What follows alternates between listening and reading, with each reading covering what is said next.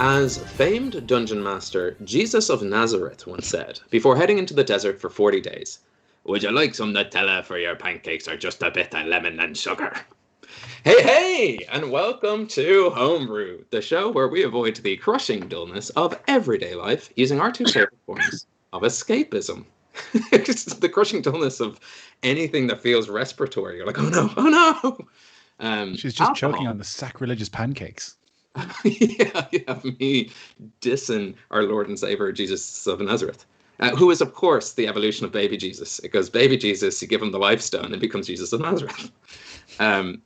We use beer and booze and alcohol and other non-alcoholic drinks and Dungeons and Dragons to sort of escape the everyday world for a while. And we hope, as you're watching, you do too. Once again, a huge hello. Hey, Ash. Ash, how's it going? We have special guest Ash Minnick here on the show. Hey, well, I'm American, so I'm really offended by your Jesus comment. And I'm going to tweet That's about where he it. came from. He is. He's American. He came from Texas. That's why he wears robes. He'd look good in a proper Stenson, though, wouldn't he? Like, you could tell Jesus could rock like a howdy human. Solve the sins. You mean a Stetson? Stetson. I said Stenson. Like some kind Yeah, of... that could be a thing. I think that I feel like that's an office supply company. It's not, right? but it could be. I'm gonna Google it and let you know. I'll message you Sorry, too. it was in a Texan accent. Stetson. If you just... I feel like happy Mardi Gras, you guys. Happy Mardi Gras. Happy Shrove Tuesday. Happy Pancake Tuesday for anyone who celebrates the flippin' pan holiday that it is. We don't have Keelan. Keelan's under the weather, so send all your love and Mardi Gras wishes to him. He might join chat at some point, but if he is, tell him to go to bed. Tell him to get out of here. He's abusive and can't be if you see Keelan in chat. There's one more thing we need to do before we get into the general other announcements, which is what are we drinking? What are we having at the table? I will start. I've attempted to make a hurricane. It hasn't gone well, but it does taste good. So a very rum-based, tropical, fruity, passion fruit, orange, lime, bit of simple syrup, bit of rum, a little lime garnish in celebration of Mardi Gras. So I've got loads of it beside me. It won't bode well. Yeah, it's gonna be good. Gonna get fucked up. Ash, do you have what are you drinking? I'm gonna go around I think it goes Ash, Lucy, Wes. So Ash, do you have? That is alphabetical. I'm having a protein shake because I wanted to be as Californian as possible, but I've got really great vitamin powders in my protein shake that have really cool names. So I thought I'd talk about them. I've got Seal the Deal, this one, which is it's got, I don't know, maca and acai and ashwagandha and ginger and mind over matter. And then this one's my favorite, Slay All Day, which has matcha in it. Great names. Yeah. That's really one you could cast, you know, if we need to slay something. You've got Yeah, and this one's got like matcha and ginseng and all, so I'm gonna be like, ooh. It's gonna be great. None of Be mine so did amped. a murder thing. And then I also, of course, have a liqueur. I mean, they give them out daily to anyone who lives in LA, right? They just they throw them out like Paperboy. Yeah, it's the word LA is like that's LA, and it's in the title. Is LA short for LaCroix? I think it is. I mean, we don't have to look it up. As long as we do no research, we know that it is. There's no way of knowing. There's literally no way of knowing. Yeah. If you want to know what LA is actually short for, like the actual full title of Los Angeles, I'll let you know. But there's a fuller title than Los Angeles? Yes. You want to know? Tell me at the end of the show. Is it Los Angeles? Let's leave the audience, at the edge of their seats. Los Angeles. Yeah. Okay. Lucy. End of the show. We'll earn it. What are you sipping on? Hold on. Well, you mentioned to me earlier how you were going for cocktails for Mardi Gras. So I was walking to the shop and I have such a random selection of beers here, but I did get one cocktail, but it comes like pre-made, a Cuba Libre, pre-made in a bottle. So I don't know if that is. This made me think, Ash. I feel like you like rum, right? No, tequila is your drink, but yeah. I mean, I feel like everyone likes Cuba Libres. Yeah, I hope it's fitting. I like clear liquors. That's the so. Okay, so okay. well, yeah. I have lots of other random beers here. The guy in the shop I was staring at the beers for ages, and he sure he can't help me. And in my head, I'm thinking, do I tell him that I'm looking for a beer to play as a character in a D&D game? And I didn't. What's the most threatening sounding drink you have? That's what I wanted to ask him, but it was like, this is just, he's gonna think I'm like chatting him up or something. I'm gonna this is like, let's have a conversation here a bit. If you ask the guy working in the shop, come here often? You have a beer called Level 5 Fireball, he will not think you're chatting him up. He will think you're a psycho. I was gonna say, how do you flirt in Ireland? Very badly. Like, any conversation with someone is like, well, surely they'd be suspicious, you know. Wes, what are you drinking? I have just poured out one of Whiplash's new ones, which I instantly crushed after I poured it out, because I have a habit of doing that from like sessions when you don't you never do that, so you know which ones are empty. Because you're jacked as shit, because you're cool. And you're I can crush an empty can. No, so you know which ones you've drank, and you're not picking up half-drunk beers. Anyway, it's Whiplash, and because we're going with beer names that can help us, I went with Bone Machine, which I got because I was hoping it could be like, you know, an intimidating attack move where you rip someone's bones out, but I realize now it sounds like a sex thing, so this session could go either way. But it also has this cool lady who I'm told is a famous woman from like Aran Island or the Aran Islands or something. I don't know. And then we also have a blueberry one, which sounds no, from actual Ireland. I don't know. I thought you said Iron Ireland. No, Aran Island. I did take like 5 goes at it though, so that's fair. We also got some blueberry sounding thing called Luponic Distortion. Okay. By Firestone Walker Brewing Company. So there's lots of words on here that I hope could be useful, and it just sounds tasty. And then we also have Bandit, which may or may not come in handy. Well, given that the city guards are looking for bandits. Yeah, I'm not sure how I'm going to use it, but I'm thinking the word bandit might come in handy with bandits. We'll find out. Did you say that other one was blueberry flavored? Yes, and I was thinking of blueberry. But it's hints of lime, blueberry, and pomelo. Blueberry's in the primordial plane, so Luponic Distortion does sound like something blueberry. Oh yeah, I hadn't thought of that. Mm. I was just thinking, like, if we need a fairy dragon and it's not here, can summon him? I don't know. Yeah, true. Very quickly, let's just run through some announcements. Of course, if you like playing tabletop role-playing games and you want the finest of things at your table, you should check out Dakota Irish. You'll find them at dakotairish.com. And when you're there, when you fill your cart and your basket and you want to get 10% off, use the promo code Homebrew10.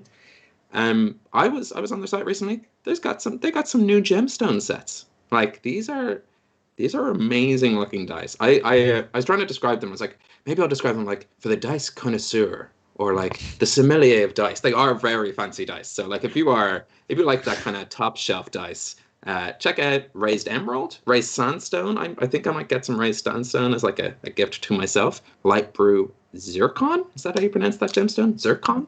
Yeah, I think so. That's what I've been going with. Yeah, have a look. You can tab out of us now. You can just keep us in your ears and have a look at those dice. Again, Homebrew10 is the code you use at checkout to get 10% off. They've been a long-standing partner of the show, and we really appreciate their support. And in their support, being able to give you guys something for watching and joining us in the fun.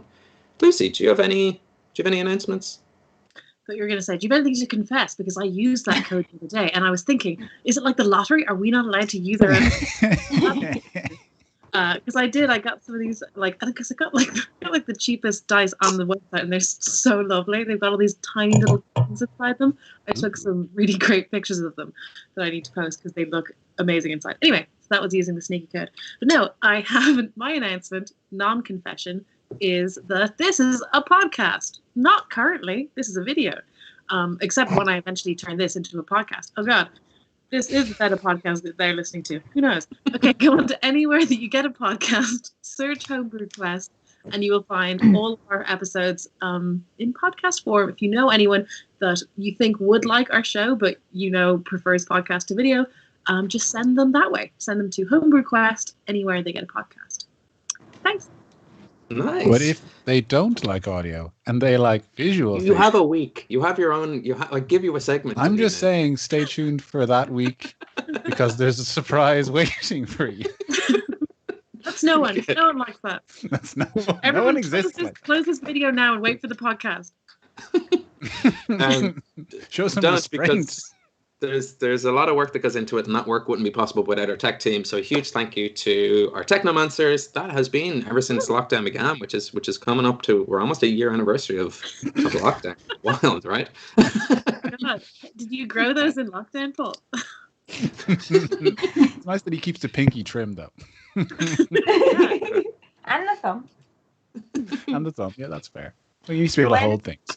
When did lockdown start for y'all? March 16th. Yeah. Last year. We've been out of it a little bit, but it's been sort of, there's been little valleys and troughs. But roughly speaking, we stopped. Our Paddy's Day special, which you can watch on YouTube and all that kind of stuff, it was the last time we were all together in the same room. Which is that's the craziness. Mm.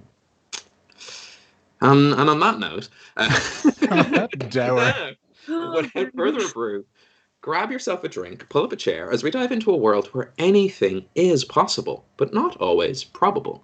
Welcome back to the realm of Hibernia. And as a homebrew first, we're actually going to ask our guest if they could do a little recap of what happened last session. So Ted, what have you been up to? If there was anyone watching, scrying on us right now, what would they observe from maybe your last 24 hours? Okay, so this is episode 4 of Ted's Crew. Right.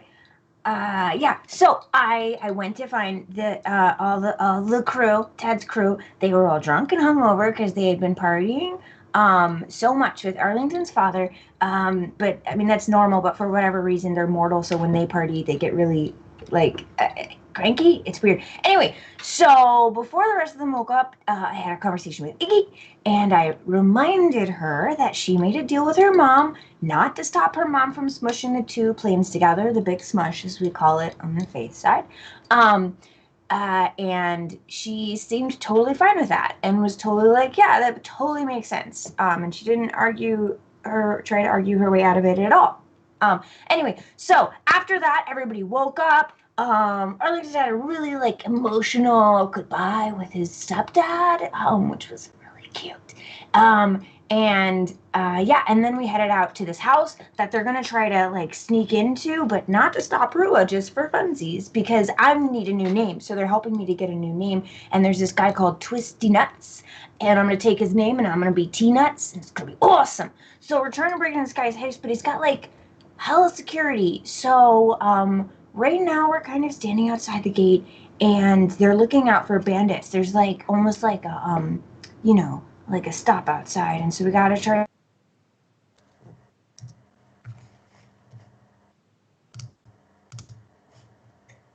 And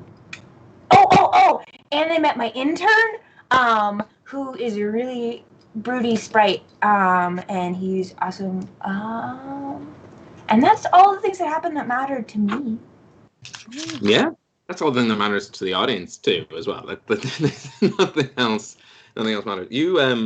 We pick up with Hux Punks, formerly, now Ted's Crew once again. In fact, I don't think the cloaks ever got changed. I think it's been Ted's Crew ever since they got in bejeweled at the back. And sure, I'm down with that headcanon. Yeah, it's just been Ted's Crew 24/7. And a bunch of city guards you see approaching you. 6 broad-shouldered, almost boulder-like dwarven guards. They look stacked, and they have spiked cauldrons and spiked gauntlets just worked into their uniform. It's unnecessarily aggressive, and you can see embedded into these gauntlets colorful gems that pulse ever so slightly, and each guard seems to carry a war pick and a shield strapped to their back. Huck, who is here in the game, but just not here as a player, and Ted, you both know with your passive nature that these guards most likely have some sort of grey dwarf or Durgar ancestry. They're just a little bit stockier than your average dwarf. And I'm happy to do a little rewind on the tape. I think where we had just about left off was a casting of seeming to transform everyone into a certain aesthetic or shape, but I'll let you guys let me know. You do have a moment to either follow through with that, or if the real world 2 weeks has caused some additional planning, it's up to you. I won't step on your toes. I'm trying to remember where we landed on that. I had just suggested it. It wasn't. Yeah, we were gonna go for like the side entrance, wasn't that it? Or there was another entrance. So what would we act as dwarves, like tourists? I'm just admiring this lovely game. Yeah, that was it. Because this is Town of Dwarves, right? But yeah, that we were going to go around to the side gate to try and sneak in, saying that we have amazing beer for him to try. Yes. Or I'm thinking sort of Emperor's New Clothes with the beer. So we have to be naked. I was thinking more the beer would be invisible. Enter the bone machine. Just a sec there, just if you don't mind me asking, are you casting that spell? Is that triggering off? Just so I know whether Arlington shrinks to the size of a dwarf. I that's what I was gonna try and do. I don't know. Yeah. That spell for me is a consent spell, so I was waiting for you guys to say it was cool. Dwarf me up, please.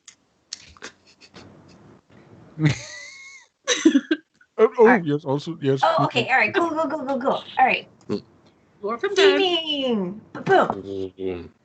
Does my voice get more high pitch as I shrink, or gruffer as I get more dwarf-like? That's important. Player's choice, really. I'd actually wouldn't mind if you described what does if there was some fanfic of Arlington the Dwarf. What's that look like compared to the book bear? And same with Iggy. We'll come around to do the same question. I think Arlington, his man bun and like beard stay almost exactly the same like kind of red and length. His tusks shrink down to regular teeth, but he has like a serious underbite, so he's kind of so it looks almost like he's got tusks.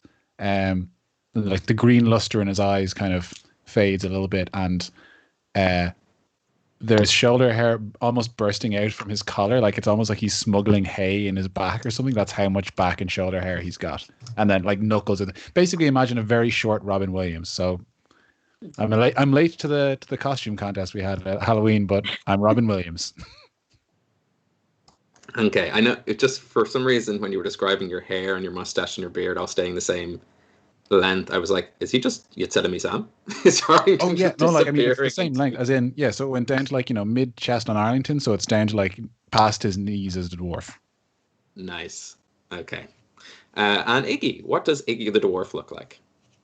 Yeah, I imagine it's not as extreme a change in height or anything. So I imagine it more just a kind of a. Luckily, I already have extremely messy kind of plaited hair. I think that kind of suits her as a dwarf. So that's sort of just she fills into that, but her cheeks kind of just get bigger and droopier with the dwarf face. Shoulders kind of bigger, but yeah, not too big a change, I think. Except for Nice. the droopy cheeks. Yeah. Always wanted to. I'm just imagining like Richard Nixon, but with plaits. Boom. There we go. Arlington, how tall are you? As my bugbear, I am 7'2". So you become just rules as written for the spell. The spell disguises your physical appearance as well as clothing, armor, weapons, and equipment, and each creature can seem 1 foot shorter or taller. So you are now 6'2" as a dwarf. But that's okay. You start to shrink, or you don't even feel yourself shrink because it's a seeming. It's an illusion. So. Okay, hang on. I wouldn't know this until it happened. Never mind. Can they like? Are they? How close are they to us now that the transformation's taking place? Like, They're rapidly getting closer. I'd say now they're about, don't have to raise your voice too loud to shout across the bar to them sort of distance. So they They're see that most hey, things. They're that kind of distance. Yeah, okay. Yeah. Because I was gonna stuff Hook under my shirt and pretend to be two dwarves stacking on top of each other just so his feet sticking out, but they'd probably see that. No, No, there's enough of a cluster of you that you might get away. If you wanted to do a stealth or sleight of hand. I'll. No, John, it makes sense for Hook not to be here. I stuff Hook up my shirt and just leave his feet dangling out at like my belt line. This is a nice way to get me out of the episode. In he goes. Little Prince, please play along. Pretend you're my lower half. Like we'll be friends fused together. I'm thinking, I don't know if it's a prestidigitation as it happens, if I'm able to pick what I'm wearing, but I'm imagining like a dwarf tourist version of a tourist with like a Hawaiian shirt, but I'm wearing a shirt, it's just covered in like little drawings of rocks all over it. It's pretty gaudy by their standards. And I've got a piece of paper in my bag that's like a map, as if I'm like just holding it onto the sky and onto the ground, as if I'm lost. You're a tourist. Yeah, I'm a dwarf. Iggy, make a performance check, and Arlington make a sleight of hand check. I love the visuals of a dwarf tourist, by the way. I hope this works. I'm trying to think of a portmanteau, like dwarf, but dwarfist is that's different. Oh yeah. Dwarf, yeah. That's an 8 for my sleight of hand. Okay. That's 18 for performance. Nice. So the actual performance of Lost Dwarf Tourist is enough to kind of add, instead of re-rolling with advantage, I'm just going to bump up how well your sleight of hand was. So it's a nice distraction of something more entertaining happening as you just hide Huck. So, sorry, just not to be, are you lost? You just can't be loitering around, and it's not very safe at the moment in town. So if you need an escort anywhere or No, we've a delivery of beer to be bringing in for the house. Yep, it's the best you'll find. I'm so sorry. Why are we hiding Huck? To cover the fact that I'm tall and that he's not here. Okay, because he's still a dwarf right now. Yes, but I'm a 6-foot dwarf, and I basically, if I need to, I can have his head stick out and be like, "Oh, I am the bottom half." Okay, so it's literally just okay. Cool. It's mostly so that Keelan doesn't have to speak. and explains that you're just now up on Keelan's or Hook's shoulders to look over or something to that. Yeah, that you're getting that extra height. I'm the top half. Sorry, I don't need to be disturbing your deliveries. It's just, well, you actually, and the guard looks towards you, Iggy. Well, you look like it. Are you with the group then? Do you need a hand? Because you kind of look lost, and he says he's working. And is it a busman's holiday? Is that what we're looking at here?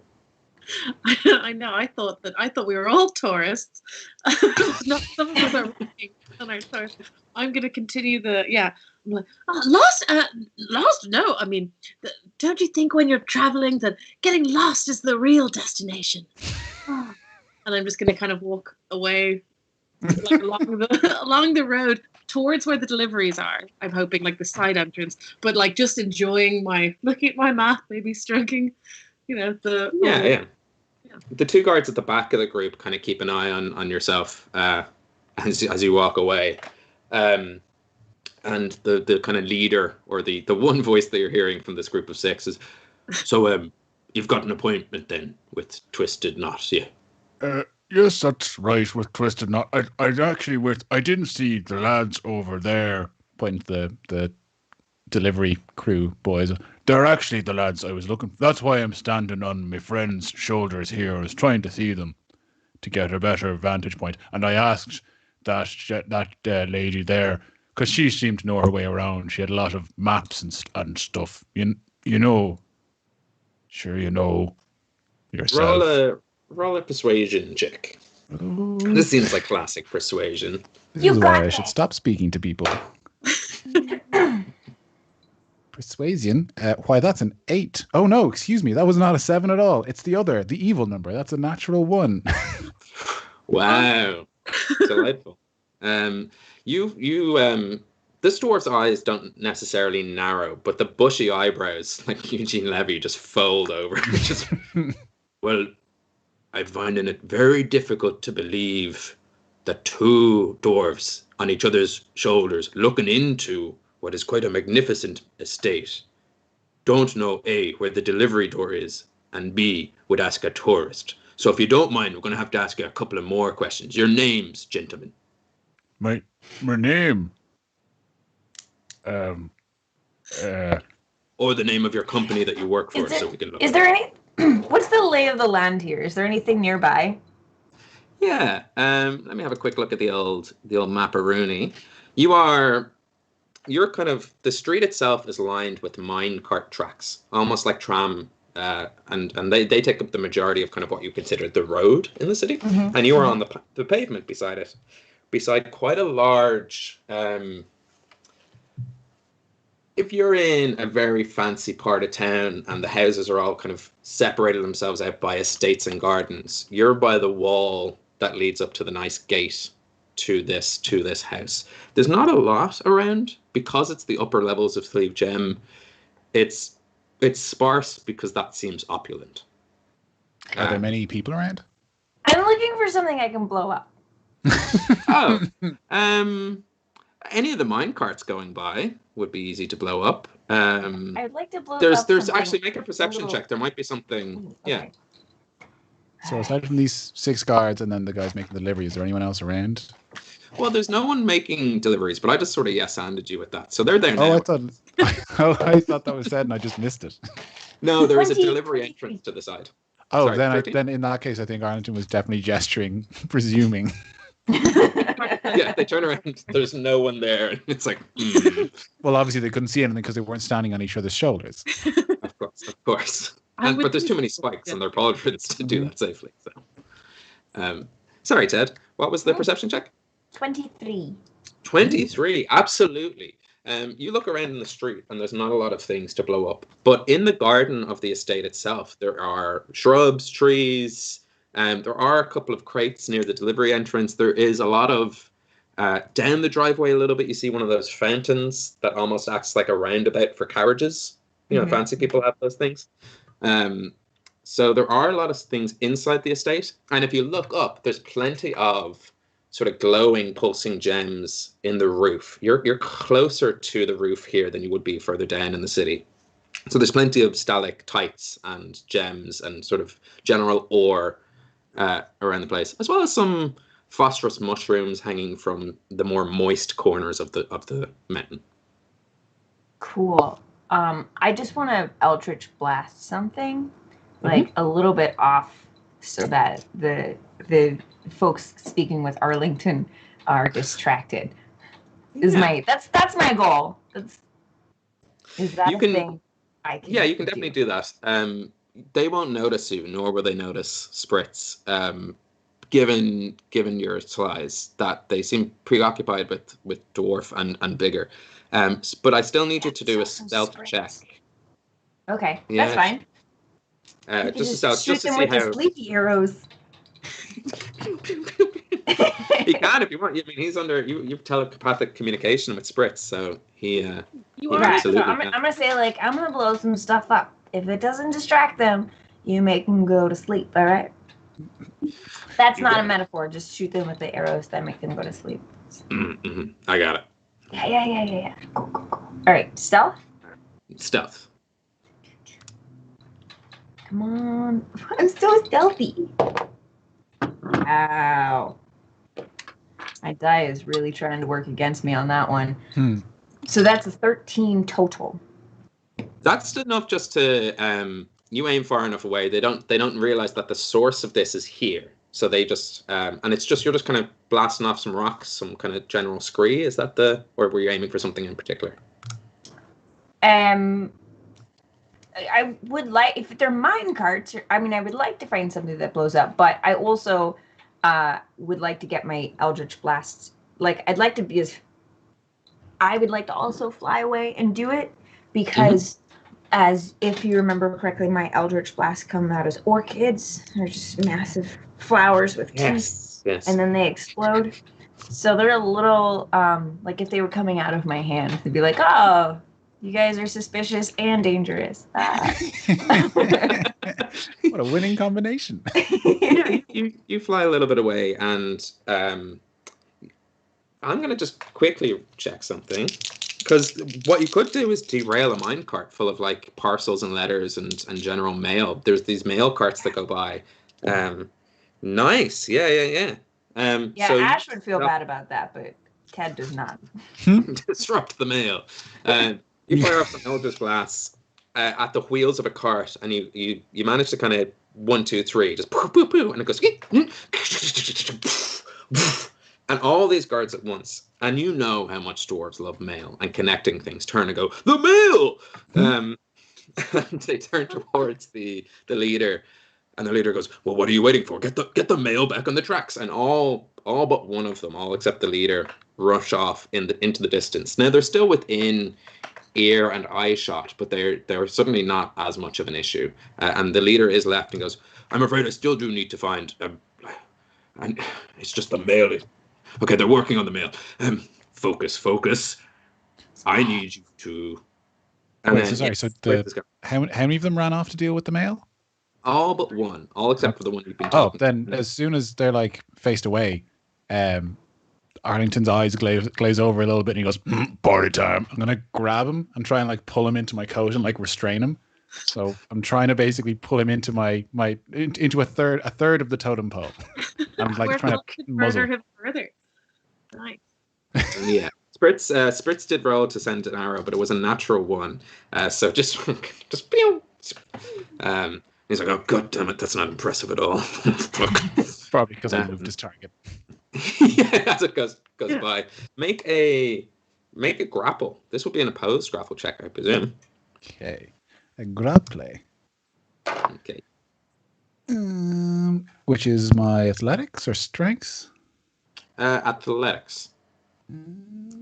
Where's it going? Ooh, nice. I'm good at those. That is a 12.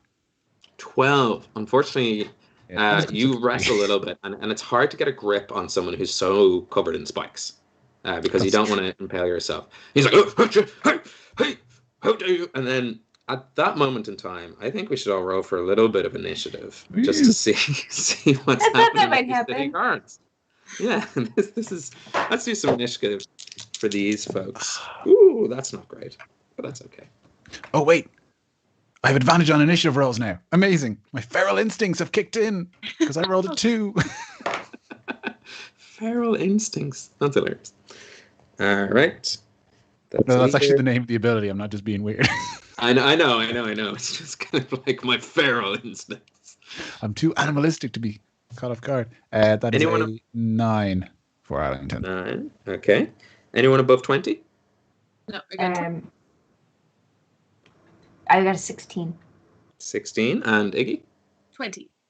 20. So 16. I will say I was trying to see if the roll on the D&D Beyond would work, and I rolled a nat 20, but it was after I already rolled my die, so. Oh no.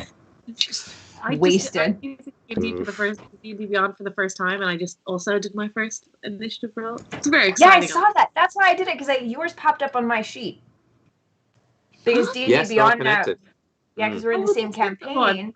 On D&D Beyond, when you roll, it pops up on everyone's thing, so that you can't lie about your rolls like everyone usually does over, Skype and Zoom chats. I didn't know that, and I did just lie there, though. So. It happened while I was playing a game, like a week or so ago after they released this. I had a friend who rolled and was like, I got a 17, and everyone's like, really?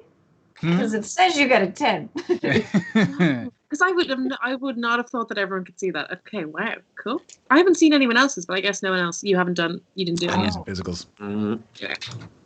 I could Does do Spritz it. D&D Beyond though. Does Spritz get his own initiative, or does he go on your initiative? We might, just because we've got Hook and Spritz in the mix, tie them up in the same initiative, if that's okay. Initiative. Nice. He gets a +4 to initiative. All right, let me just... In combat, he rolls his own initiative and acts on his own turn. And usually familiars can't attack. However, I've taken a feat that he can. Nice. So he got a 12, but it does put him directly after you anyway. So it's a nice little balance in there. Okay. Wes, are you okay backseating Hook? I can do that too. It just seems a little unfair because I know the monster stats. Sure. I'll have a quick look at what a level 8 or 9 sorcerer can do. I mean, I'm late in the initiative order, so. Huh? Yeah, that's true. I in our Discord, I've sent you his character sheet on D&D Beyond, so you should earlier in the tech channel. You might see it there. Cool. I will have a look in the tech channel. in our tech channel. See, oh, when I sorry. was Yes, I see it now. It was under the overlays.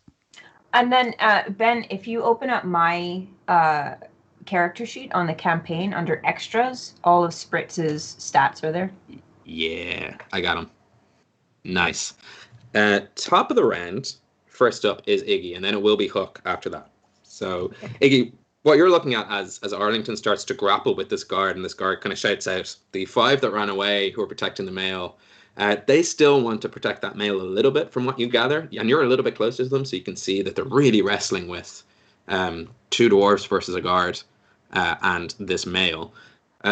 So you've got Arlington, Hook, and the leader of the group outside the gates, and you've got these 5 other guards by the male carts. Can I cast? I'm gonna towards the one that just yelped as it's grappling with Arlington. I want to cast Dissonant Whispers to try and just annoy him into stuff. Yeah, absolutely. Cause him pain. Needs to make a saving throw. Do you know what that saving throw is? Yes, a Wisdom saving throw, please. Yeah, he does not meet your spell save DC. That's a 6 on the dice, and your spell save is like 16 or something, isn't it? It's pretty We high. learned that, didn't we? We had a little Yes, D&D Beyond. Yeah, I'm not used to the layout here. I only just got used to the layout on my paper sheet. Yeah, spell save DC is 16. Okay, so then it's 3 psychic damage. 3d6 Great. psychic damage. Sorry, let me roll that. Oh, sorry, this is past. Okay.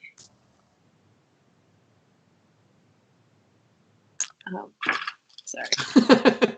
Either it was really bad. And It's not going smoothly. I'm immediately going to the real dice to do it. Okay, that is 8 psychic damage. 8 psychic damage. Nice. I got 2 1s. 2 1s and a panic. So what does this guard hear in its brain as these whispers just sort of... Yeah. What he hears in his brain is going to be this sort of disembodied voice of like a parent, a mother, or a teacher going like, "You wouldn't let Mail be hurt, would you? Like, there's Mail dying over there," and just to kind of really guilt him into turning around, and because he has to get as far away as his speed allows from me, so I'm hoping it'll kind of cause him to run towards the Mail and be, it won't be towards the male. You are between. It goes male, you, him, but he will run his speed away from you. Okay.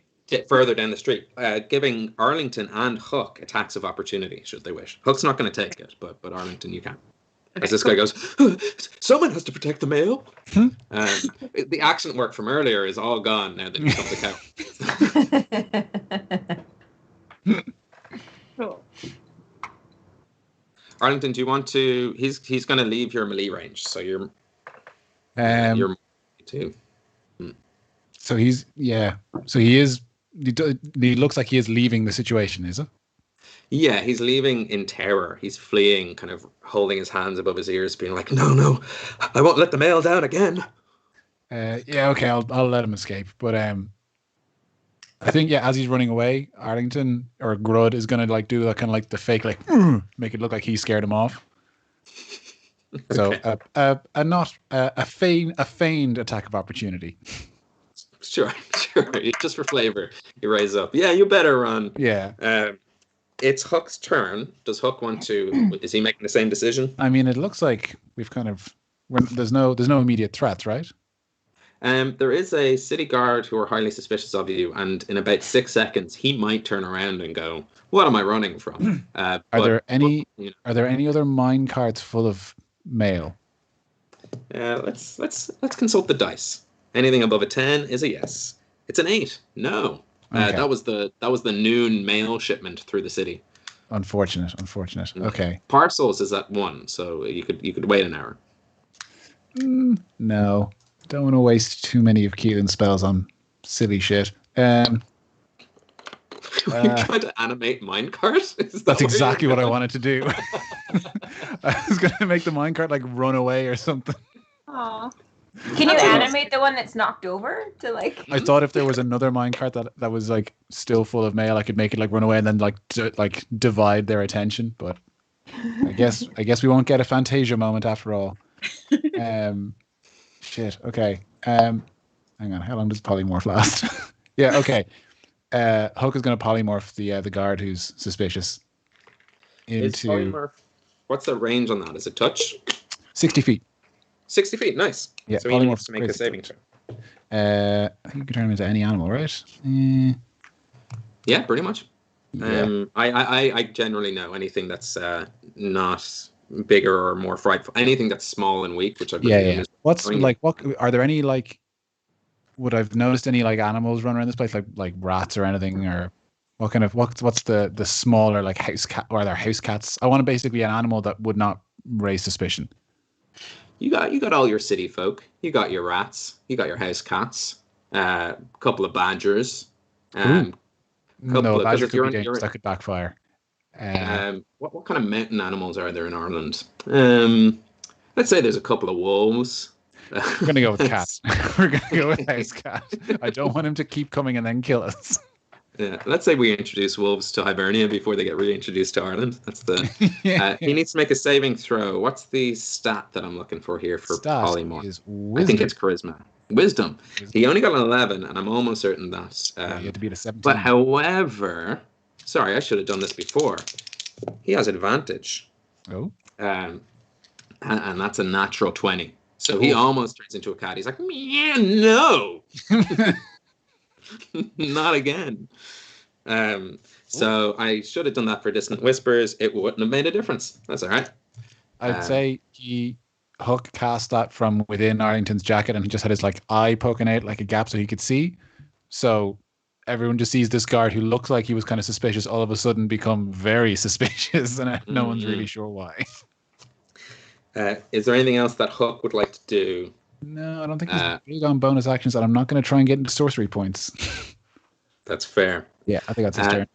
We have Ted, and then after that, it's Spritz. Okay, so I mean, how many soldiers are actually like going at us now? There's 0 attacking you currently. The leader has run away. You don't know for how long, and the other 5 are riding this mail cart. But you get the feeling as soon as this mail cart is back on track, that they're going to try surround you.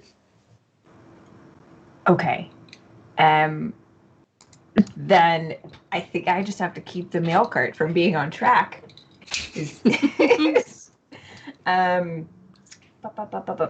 I would like to use mold earth.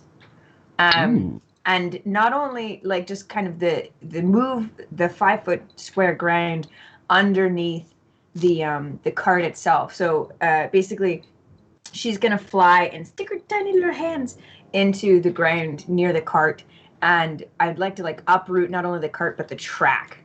Just like yeah, absolutely. I don't think there's no saves, there's no nothing. You just mold that earth, and that earth just and it's just rises up and it's instantaneous.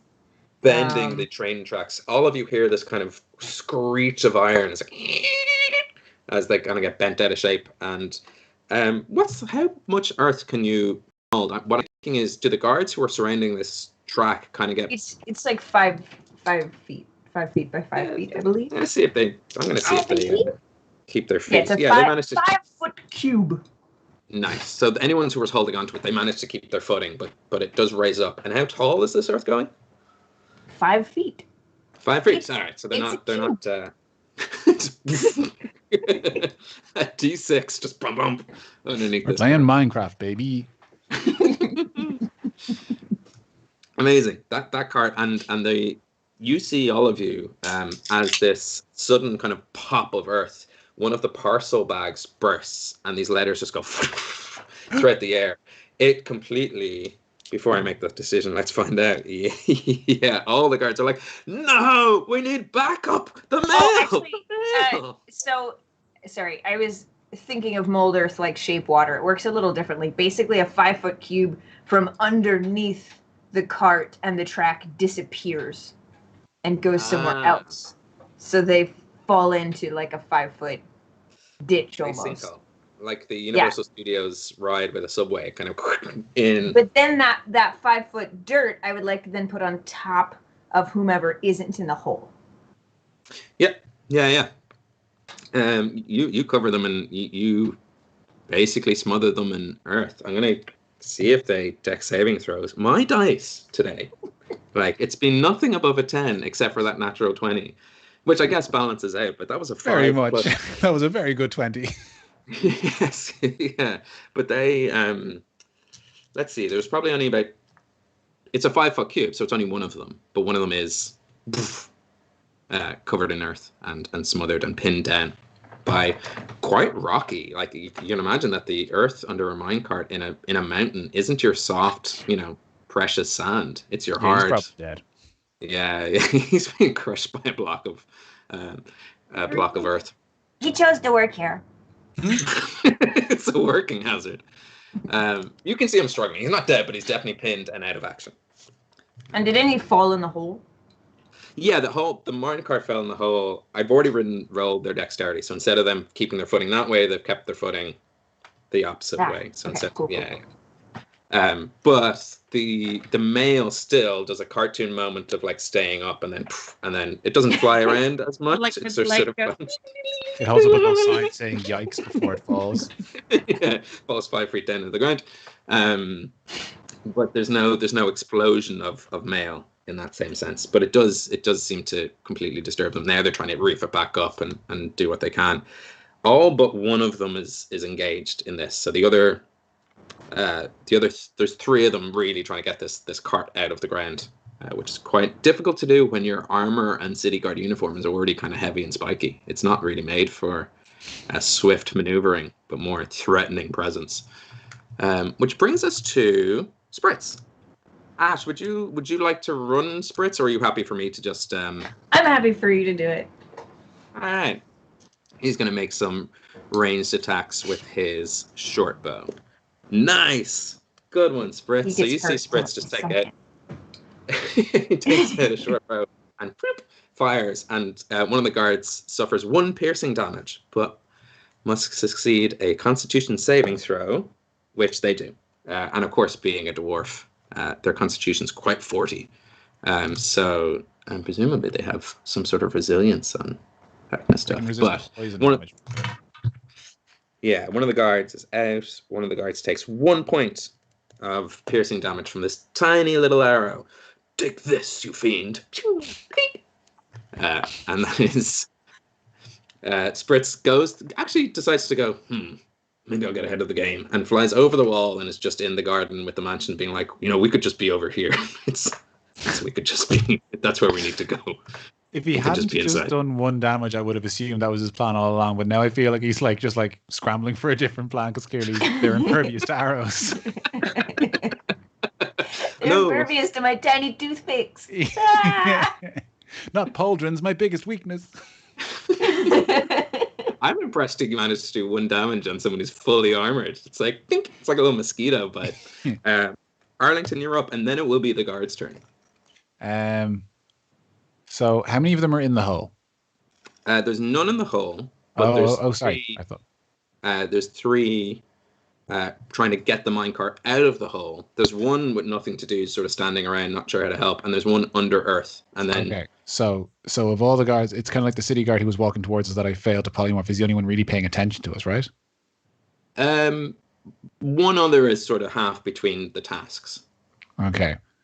Did anyone seem to react to Ted's insubordinate hopping over the wall?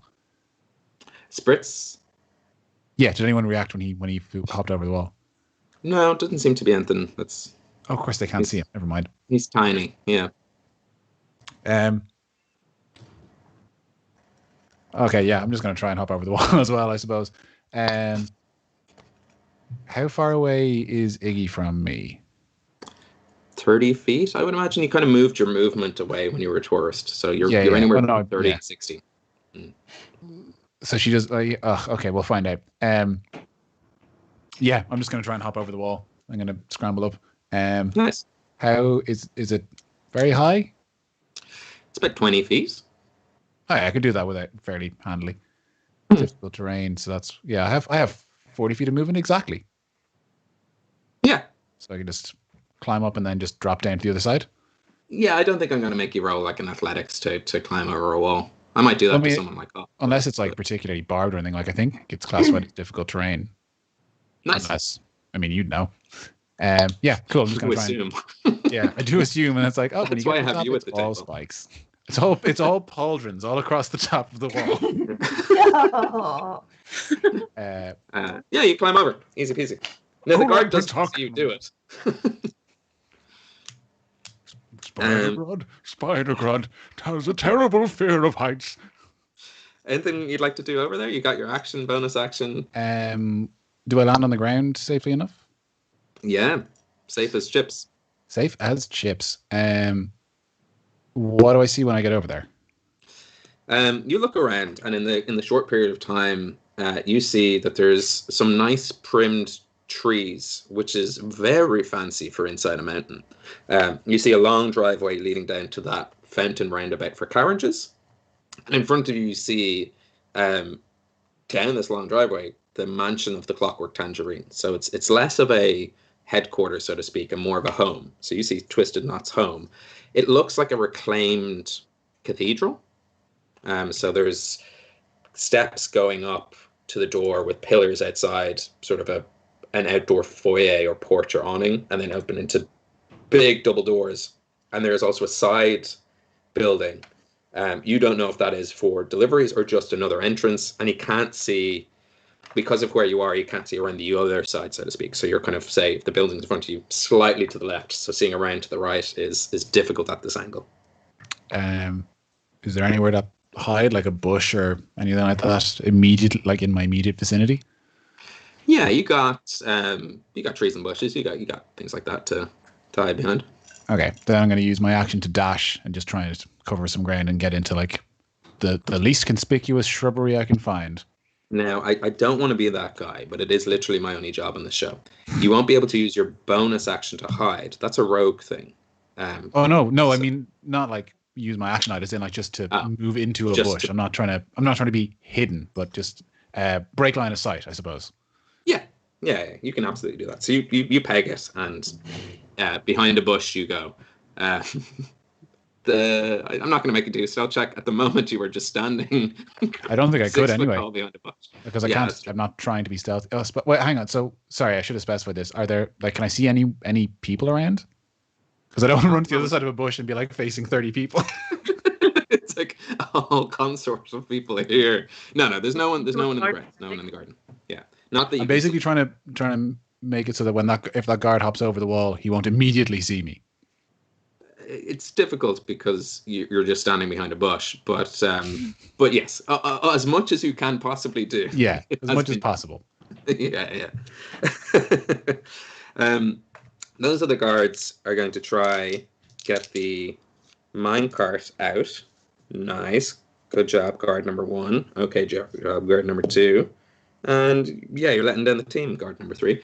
But they whoof and get the minecart out. So the 3 that are working on getting it out of the hole have got it out of the hole. The one that's stuck underneath the rocks isn't going anywhere anytime soon.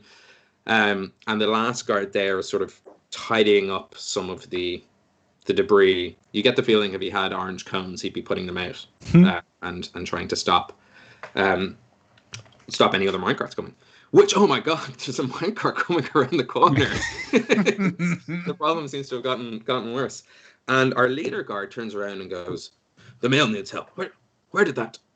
And he sees that Huck, who was the dwarf underneath your, holding you up in your shoulders, is still standing there. He goes, "I swear to God, if you go anywhere, I will hunt you down through the city. There is nowhere you can." No, hang on. Wait, I had Huck kind of in my jumper to look like it was 2 dwarves because I'm 6 foot tall. He came with me. I don't know if Huck can go with you. You would have to carry Huck over the wall. Okay, so the idea was that he was attached to me.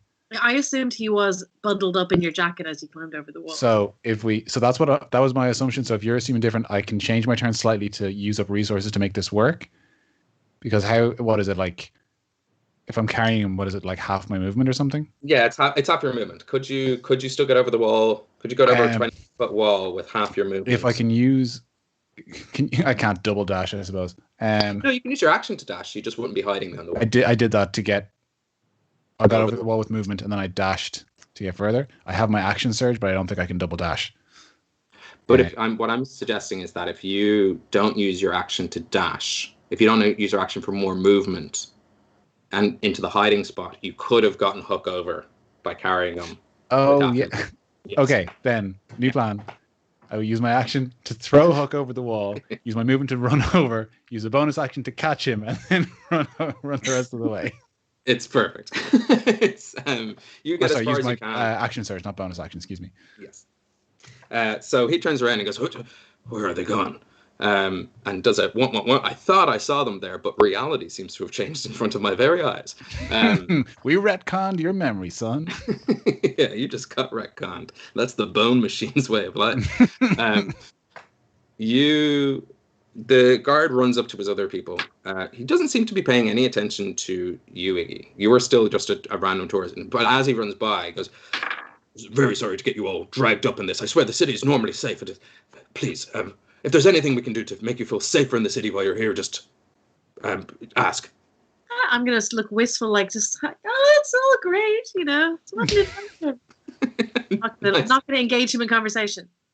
It is your turn, Iggy, actually. As they run by, it's up to you now. Yeah, I was hoping, I wouldn't have wanted him to stop that. Like, I would have just, wait, like, that's okay. And so then is he running past me in a way that, like, he can't see what I'm doing? Yes, absolutely. I'm beside the wall, I think, because I was walking along the wall. So I'm going to use, the great thing about D&D and Beyond is that I went through all my notebooks and remembered all of my items. And so I have a whippersnapper that I bought in a shop one time in a place. And so I'm going to whip that out, and that lets me jump 20 feet, which I think otherwise I would find very hard, especially as dwarf. So I think that would maybe get me onto the top of the wall, and like it'd be easier to jump down. So yeah, the whippersnapper, for anyone who wasn't around for Goat's inventory shop, is like flat flubber. So it's like a little round circle, or sort of the size of a manhole, that you can throw down on the ground, and when you step on it, it will launch you 20 feet into the air. Usually to get stuff from high shelves, or anywhere near up to go to bed at night if you live in an apartment with a loft, but also purposely fine to scale walls. It doesn't say in the instructions that you can't use it to scale walls or for venturing materials. So, so it doesn't. That is. Yeah, you're up on the wall. Okay. So yeah. Wait, does that mean you lose the whippersnapper? No, it has I can use it 3 times a day. Oh, okay. But if you did leave it behind, there's no the actual physical whippersnapper. Yeah. Oh, of course. But I will offer you this. How heavy? It's light as a piece of paper. Like it's really like as heavy as a piece of flubber. Could carry it, for instance. A pixie could carry it, absolutely. Okay.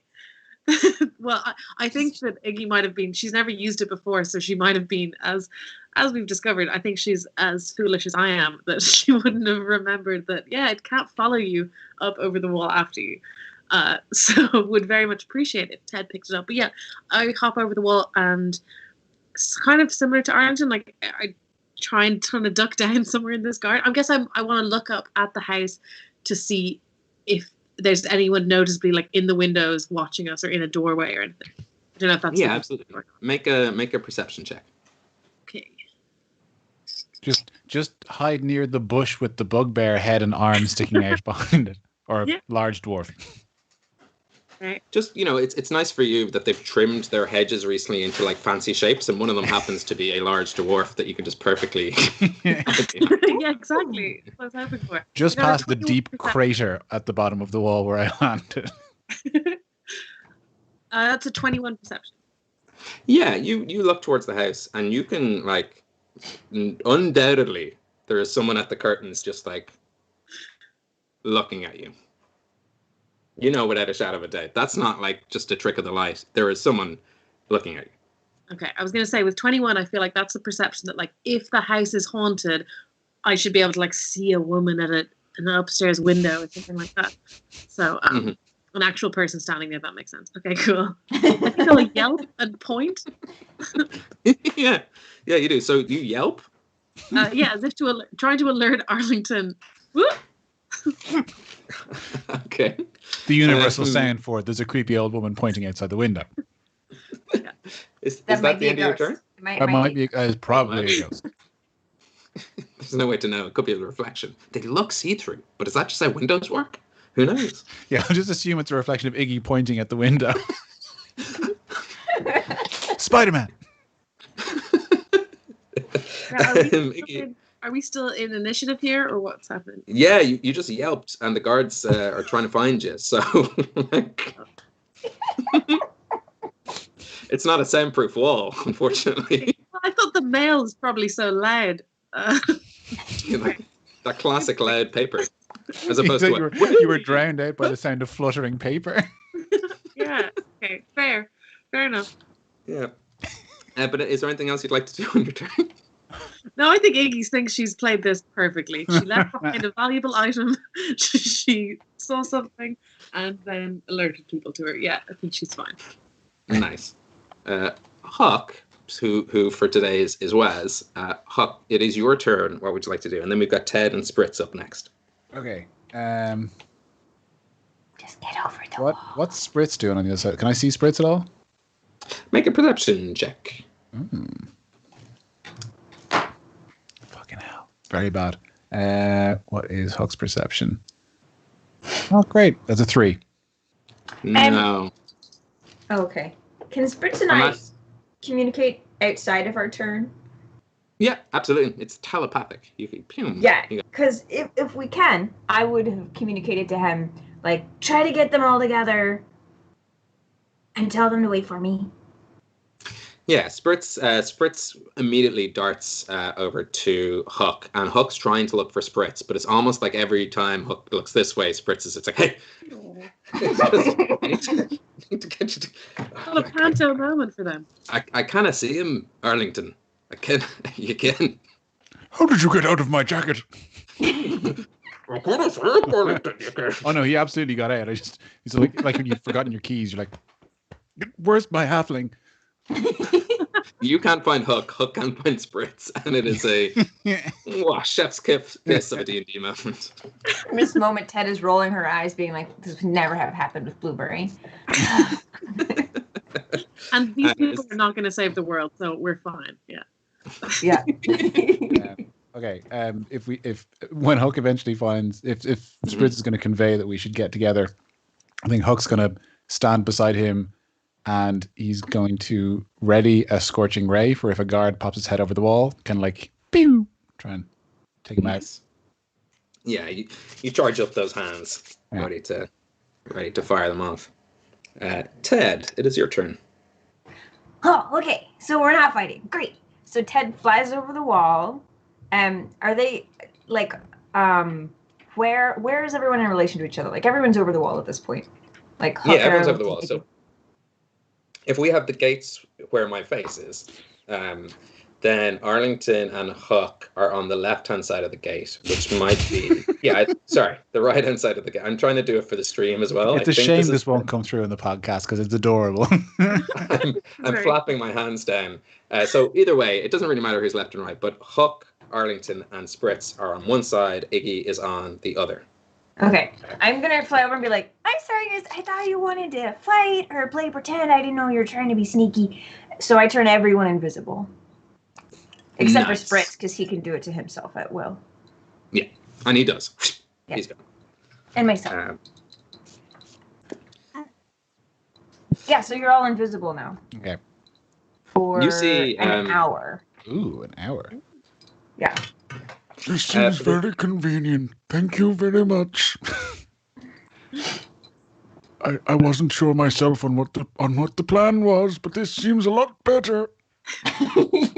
I thought my shirt was really helping me blend in, but invisible works too, I'll admit. Do we have to hold our breath, or can we? How does this? I've never. Oh no, you can breathe. Please breathe. Yeah. Oh, I've never been invisible before. I'm very sorry. I will also remind.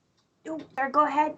No. Just to say, there's a man in just right there who has seen us go invisible. So maybe we should just scurry to the side, because maybe he knows we're invisible in this exact. Walk away. Oh, okay. I will also say, especially Iggy, that even though you're invisible, your sounds are still out loud. Yeah, you all see at the gates the guards going, It's strange. I can't see them, but I can most definitely hear them at least 5 to 15 feet away somewhere. Maybe behind that large dwarven-shaped hedge, or maybe behind that other shape. Can we hear them saying those things? Oh yeah, absolutely. Like I go up to the guards and kind of go like silently. Immediately go, quick to the tavern. And I'm gonna wink at the party, even though they can't see me. Yeah. Uncle definitely want to go to the tavern. The guards wait at the gate. You can see them trying the magic mouth, and the magic mouth is going, "No visitors, please." They're like, "Oh, how are we going to warn twisted nuts about the invasion? 3 of you back to the barracks. I'll wait here, and 2 of you maybe circle around the back." And so they all, except for 1, are at the gates. But you are invisible on the grounds. I mean, this could be a situation where you just wait for that wanted bar to take its way down, and they'll go about their business. You don't know. You don't know which game we're ripping off right now. Cool. Can I gesture like that we can I mean, move we can't the see each garden other. away from where that guard is? So Yeah, you can gesture. No one sees you. Oh, right. We can't see each other. Oh God. Hey, so See, Iggy, Iggy has never been invisible before. Iggy, when you said you were going to help me on my quest to find a new name, and you had this person in mind, I'm assuming now there wasn't a plan at all. We just went to his house. I'm going to use message. I have the cantrip of message, so I should be able to talk to Ted without saying it out loud, is it? Yes, but you have to point in the direction of where that person is. Okay. And where I heard the voice, like how close is Ted? There's a lot of limitations to invisibility I never thought about. Okay, so I will say, when talking to Iggy, I would have gone up really close and whispered, so as not to be heard by anybody. So then I'd be trying to cast message on my ear that she's whispering it. Yeah, you can do it. So Iggy probably feels fluttering by her face. Okay, is that okay? Yeah, absolutely. I'm just trying to paint the impossible word picture of how little you see, but you do know. You can almost, without even feeling it, like Ted is right beside you. Ted is at your shoulder. And I know what I'm. Yeah, okay. Well, so I'm going to say to Ted in using message is yes, we do tend to do that. We have our goals, planning, not quite. Yeah, no, we didn't iron anything out, but yes, that man up there, I think you would look beautiful in his name. And I think the plan is just to go up and steal his name, and maybe a map. So, are you able to fly and tell the other guys to to meet over by that? And is there anything like a sculpture or anything in the garden that I could say Yeah, you can meet at the main fountain. Yeah, the thing that you said there was a roundabout in front of the house. So maybe I'll suggest that. Yeah, I mean, I couldn't be bothered to do errands, but I will telepathically tell Spritz to do it. Excellent. That's excellent leadership. That's good. That's good. Ted got delegating when she leveled up. Delegating, yeah, that's some good delegating, yeah. Yeah. Iggy thinks I'd want to get an intern one day. Yeah, so I asked Spritz to communicate quietly to Huck and Arlington where to meet up. Yeah, Spritz, I presume Spritz also doesn't know where these... hold on, you know what? There's ways to see, or at least perceive where invisible creatures are. You disadvantage on attacks or something?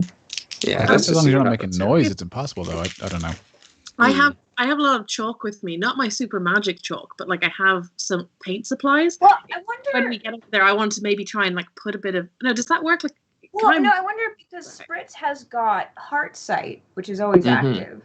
So I wonder if I don't know. It's probably not using it how it's supposed to be used, but if he can always see.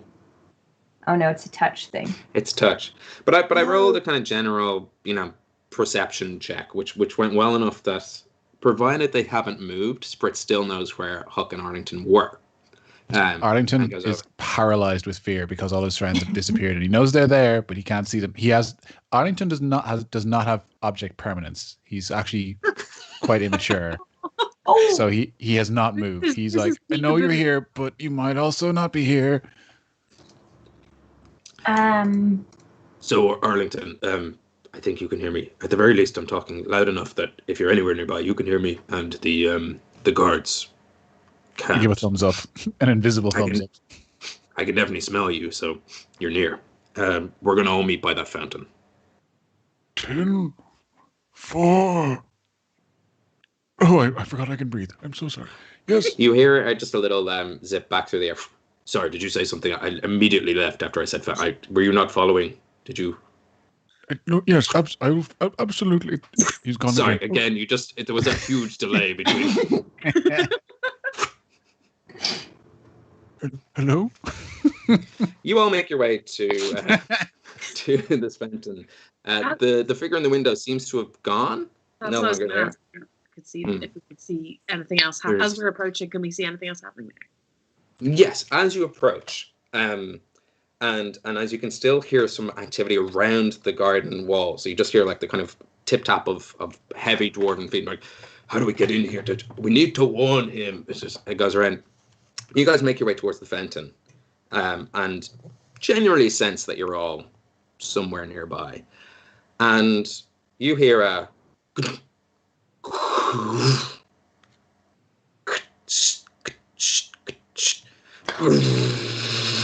as this huge oak door opens up in front of you, and you see a dwarven man. He is wearing this beautiful red cloak trimmed with gold. Around his neck, he seems to have some sort of, well, it seems like a stuffed Doberku, kind of latched like some sort of nice trimming to his cloak. There's thick golden jeweler's goggles that rest atop his head, and the irises on them, you get the feeling that they can kind of open and close, and they are closed.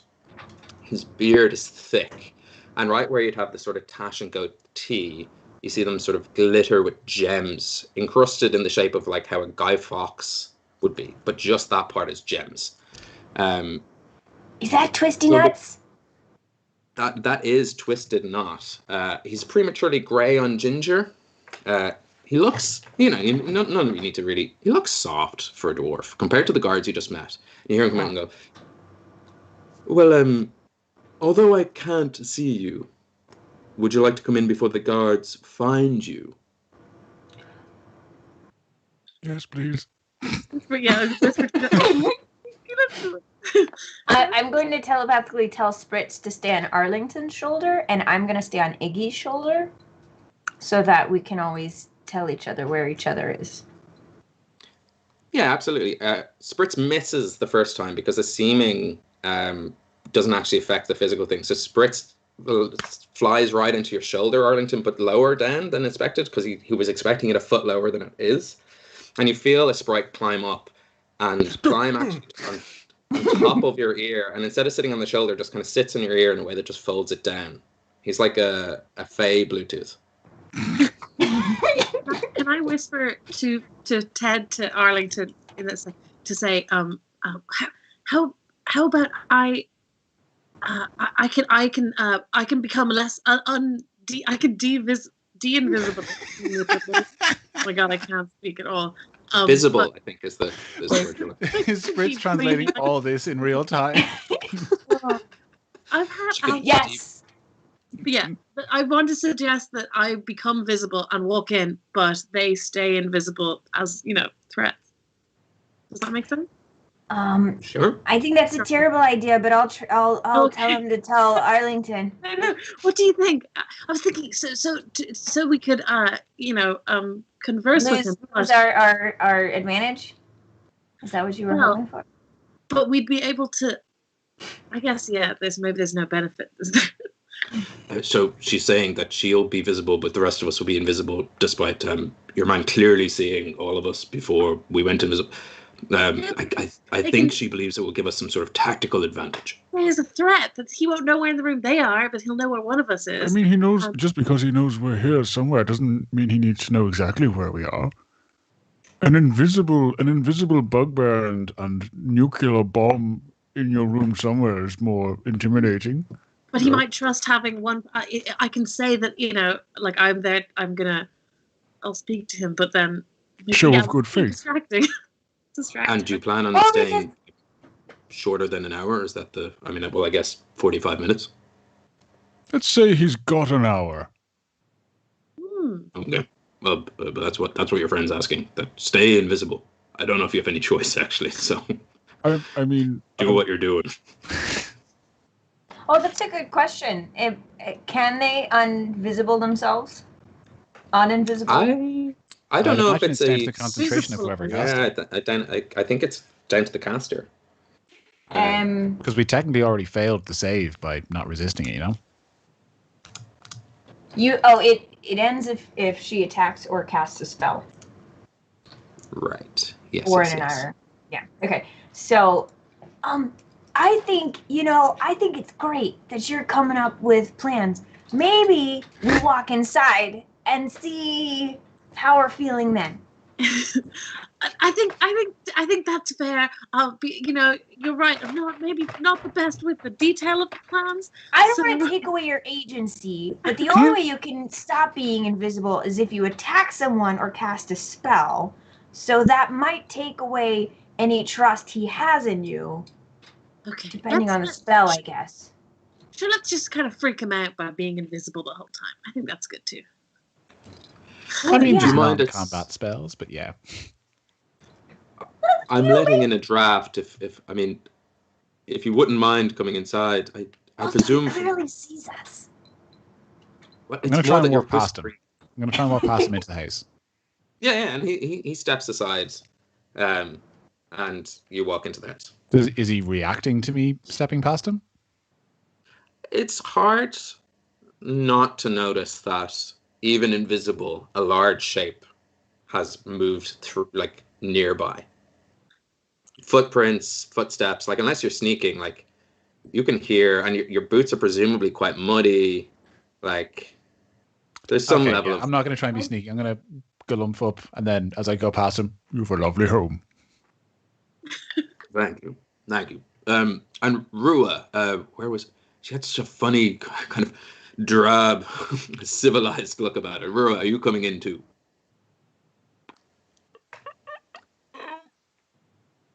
Rua, I'm almost certain I saw you jump over the wall. I'm going to say to Spritz, tell her to play along. Oh, yeah. He thinks you're Rua. Let's go in. You're Rua. Don't worry. I can talk you through this. Okay. I'm gonna. I'm super whispering this. Your message spell. How does that? Is it just once? It's a cantrip, so it's not mean you can do it as many times as you want, but then either the sending or receiving can be like telepathic, and then the person replying can be verbal, I think. Oh yeah, it's whispered into a tiny copper coil, I believe. But either way, you guys are so close that you don't need to use the cantrip. Okay. Like you could speak at this volume and it'll be fine. Because you're right beside each other. I also like the idea, like, this sounds like a straight sitcom setup, that, like, I'm going to be on a date and someone's talking me through it. Is my and I have to go like, So I'm going to try and take two names at the same time from different mansions. With that genre shift and tonal shift in the show, I think it's a good point to take a break as we come back into Iggy on a classic Zach Morris shenanigan. As you guys, I presume all of you, if anyone's not going inside, we can sort that out after the break. If there is anyone who wants to stay. Yeah, just Hook. No, I'm definitely leading Hook like he's a toddler. I'm holding his hand so he doesn't get lost. I walked in going, still trying, I'm confused. But yeah, I want to hang on to Hook because we showed the handgun in Act 1 and we need to have him go off in Act 3.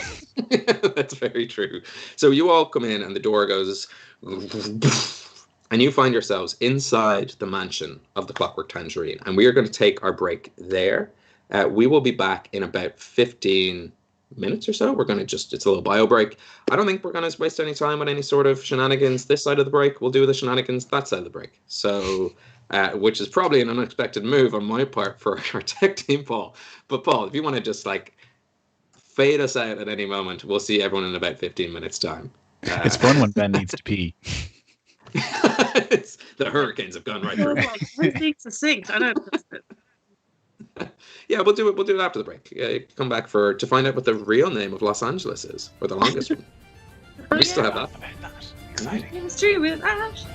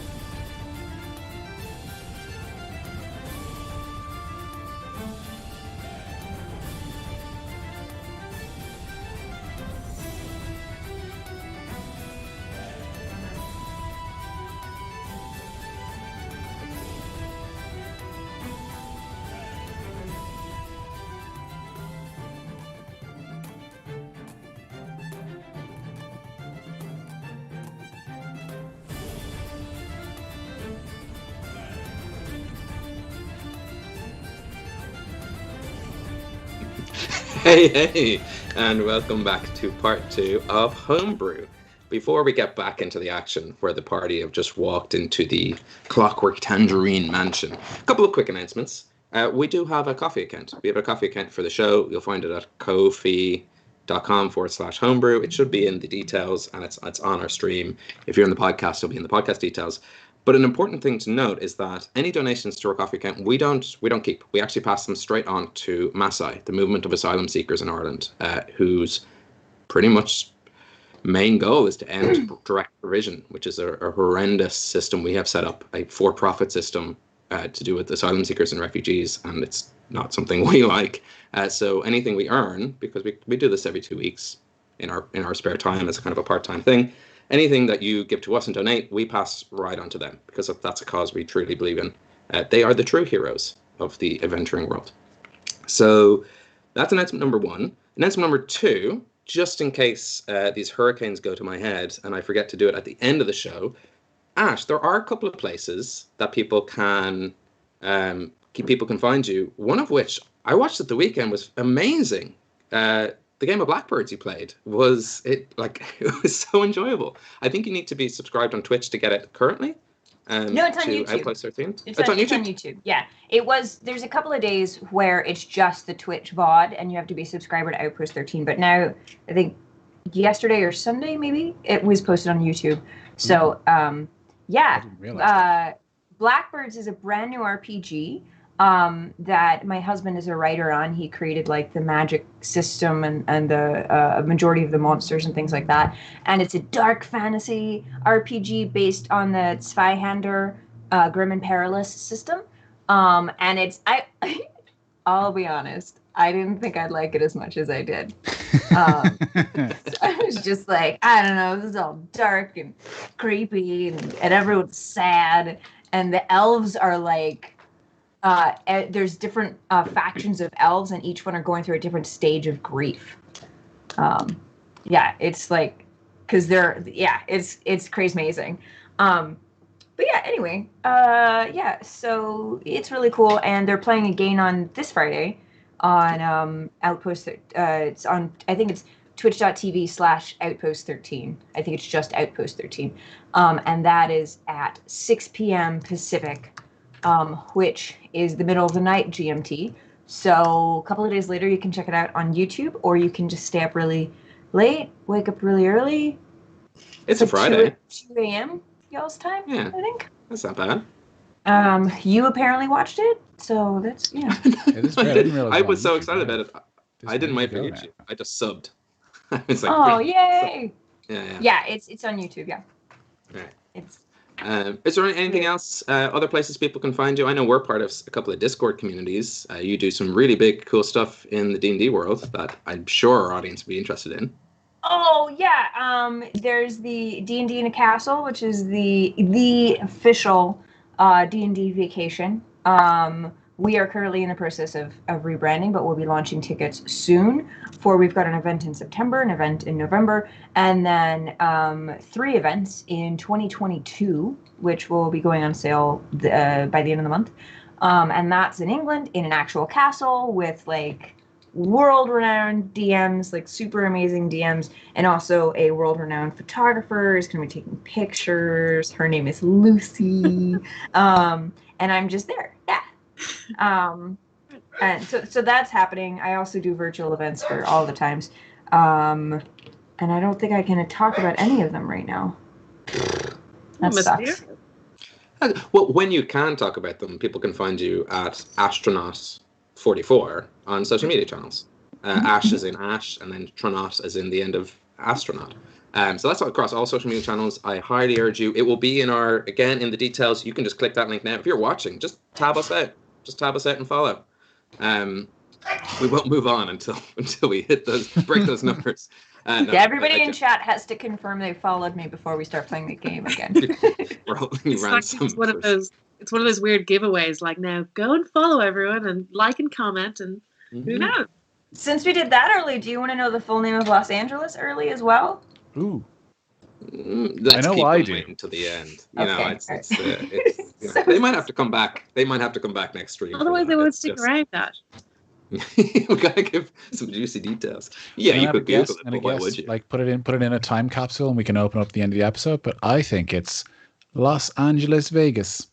Yeah, that's it. You got it. Yay!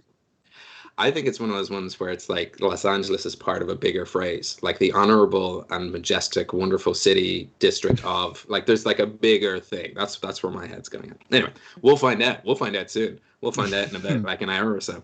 And we're back into the world of Hibernia. You are all not necessarily led because you're all invisible. You make your way through these big oak double doors into this reclaimed cathedral space, but inside it does not have a big hallway. It's nothing like a cathedral in the inside. You see a long, narrow stretch of hallway, and in front of you, there are stairs going up and stairs going down. You assume, having been in a house before, that the stairs going down will lead to a sort of pantry back area, kitchen area, and the stairs going up will lead to places where people might sleep. And in this hallway, Twisted Knot turns to where he thinks you are and goes, "Well, that's a very exciting way to my afternoon. You can show yourselves. You're more than safe here. You're in good company, esteemed company. I can get us refreshments, food, drink. Actually, if you wouldn't mind, why don't we head into my guest study and we can chat why I have such illustrious visitors." And he points to a guest study immediately to your right hand side. I guess. And does it look like are there seats? Are there desks and bookshelves, or what? What does a guest study? Are there iron bars around it? Am I so uncouth? I have no idea what a guest study is. It's the study you're going Lucy, to you with haven't your lived. guests. Where do you leave your guests to do their busy work? I mean, I know what both of the words mean separately, but I just a guest study is it's a mix between a good room, like a good room in your house where guests would go, but also it is a study. So when you walk in, you see a couple of couches around a fireplace, which is lit. Beside the fireplace, a couple of bookshelves. Lit. This fireplace is fucking lit. Okay, yeah. So this is not There's a mantelpiece which is tight. And the table behind it, it's getting turned. So behind these sofas is a sort of table and chair setup. So someone might do some writing or some general kind of work in here, study, we might say. But there's also space to entertain guests. And this is the room that you saw, Iggy, Twisted Knot peering out the curtains at you from. It's the first room to the right in the house. Okay, so he was in there, because what I'd love to do is just look at the desk to look like, does he use this study, like, or is it a guest study and this wouldn't have does it look like anyone's been working? Is there any like item? Make a look for plot device check, I suppose. No, there's nothing of importance in this room. no, not important to look like. It's not a private study, it's a guest study. Yeah, I mean he was in there. There isn't even a bureau to write on. It's just a desk. Ew. So there's no evidence that he was doing anything on this desk. Like, there's no paper. It's not being in use. That's what you're saying. No, it doesn't take. Even Iggy would know that this is just the closest window at the front of the house to where the door is. So he just went into this room and looked out the window. That's what the room is in use as, is a window holder. You can see I'm just like, what is this study? I don't get it. Okay, fine.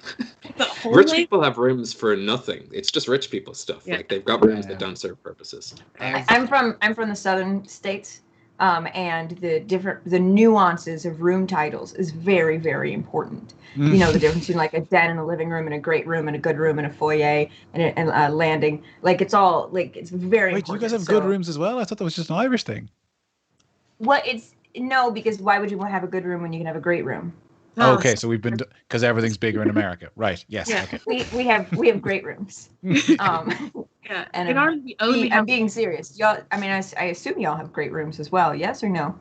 We have not made rooms great Oh, again. yeah. That's So the- we literally just We're in a upgraded recession, Ash. It's not. Things aren't great. the good We're in a rooms become recession as storage well, rooms. but we're also in denial.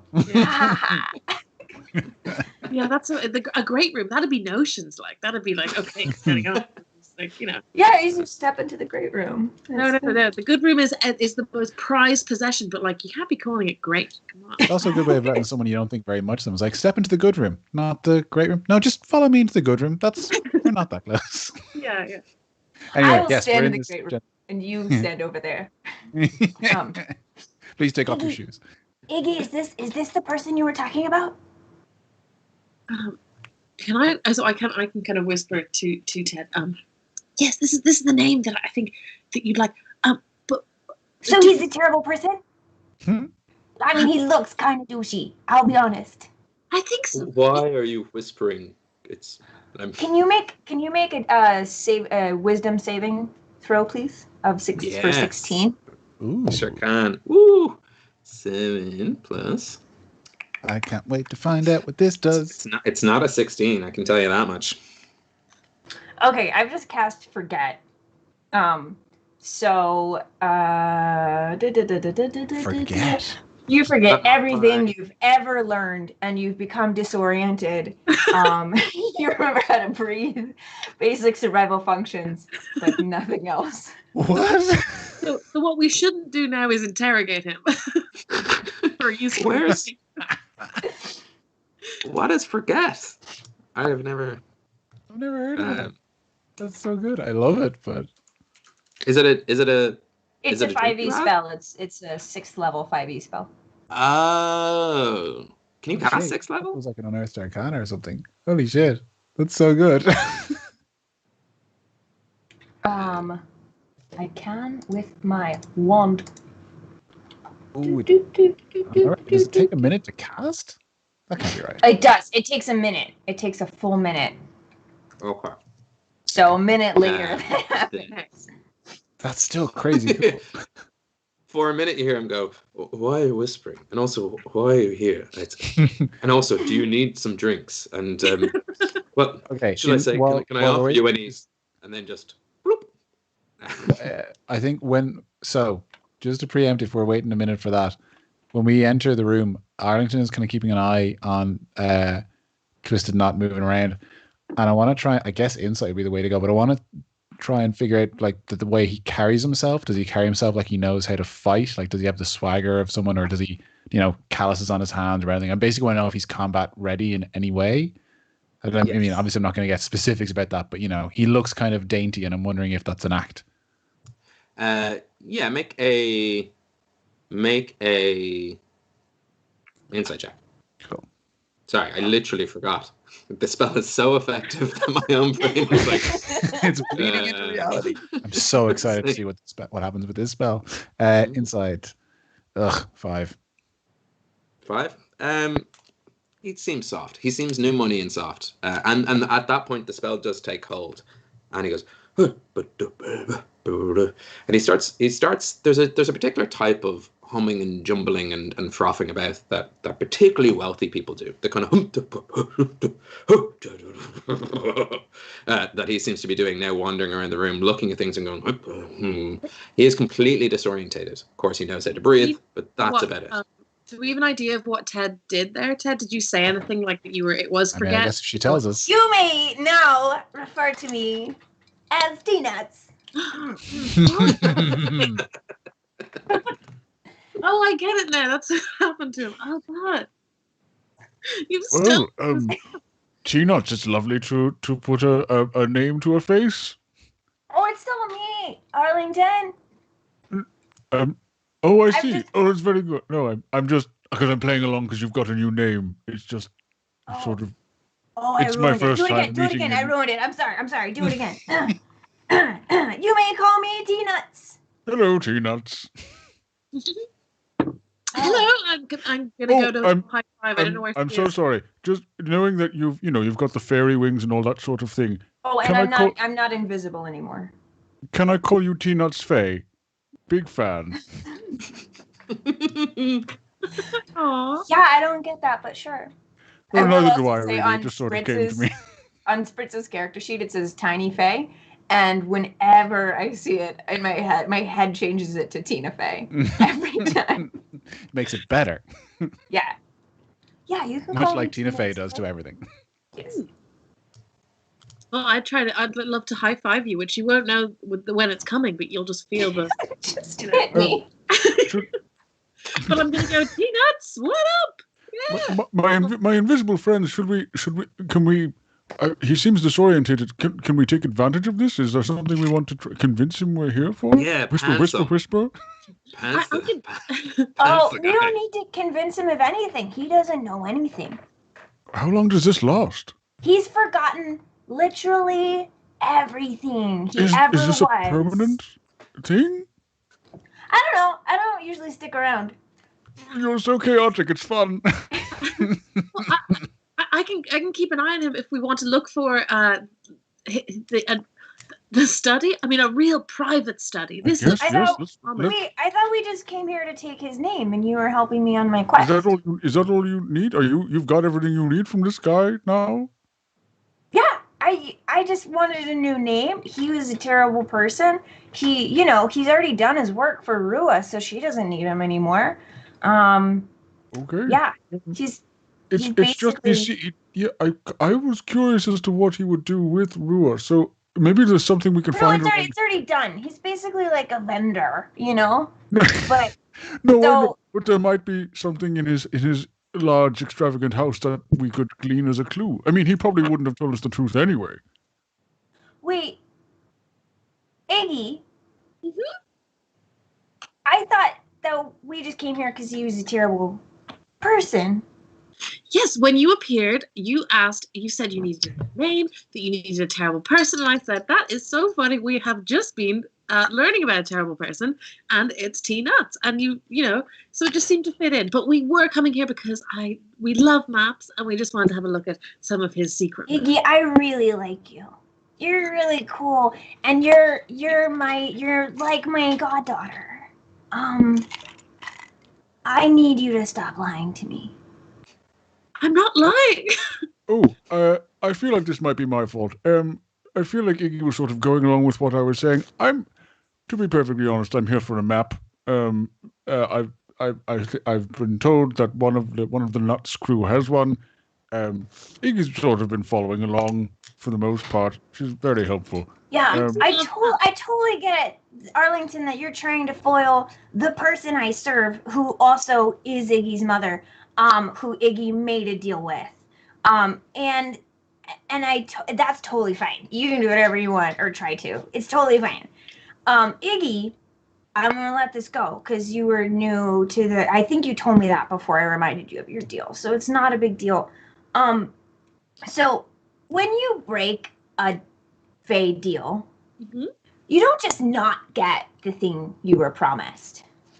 Probably nothing else that happens though, right?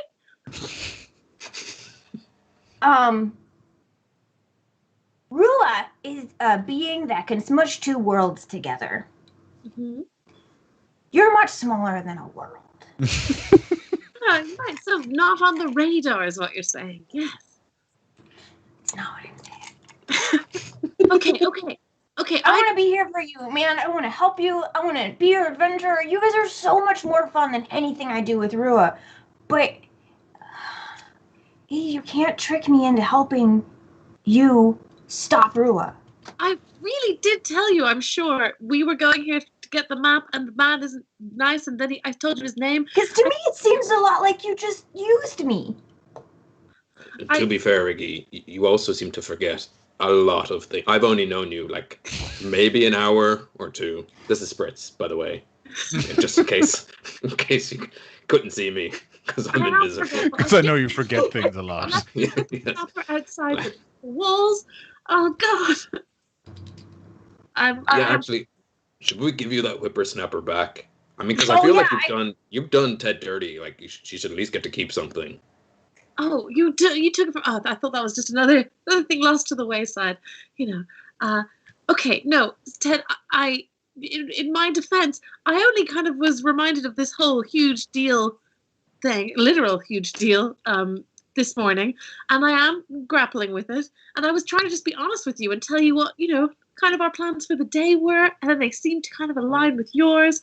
And maybe I did want you around because I like when you're around. Yeah, it just seems a lot like, it's very convenient that when I reminded you of the deal, is when you told me about this person.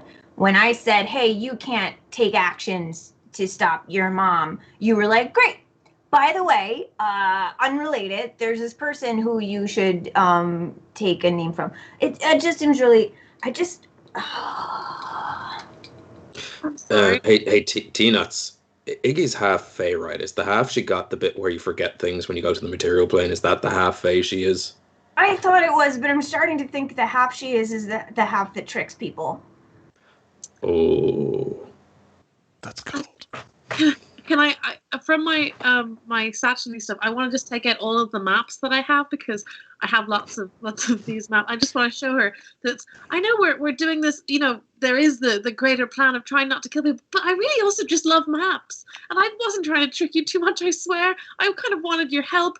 And oh wait, that works. If your greater plan is to not kill people, that's fine.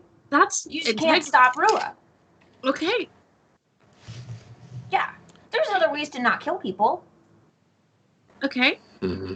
And I suppose just looking at a map, like knowing Rua's plans, but doing nothing based on that. You're not stopping Rua. You're just well informed. Like you're kind of backseat coaching. You know, like if I was watching some sports, I'd know the rules, but I'm not breaking the rules because I'm not playing. Yeah.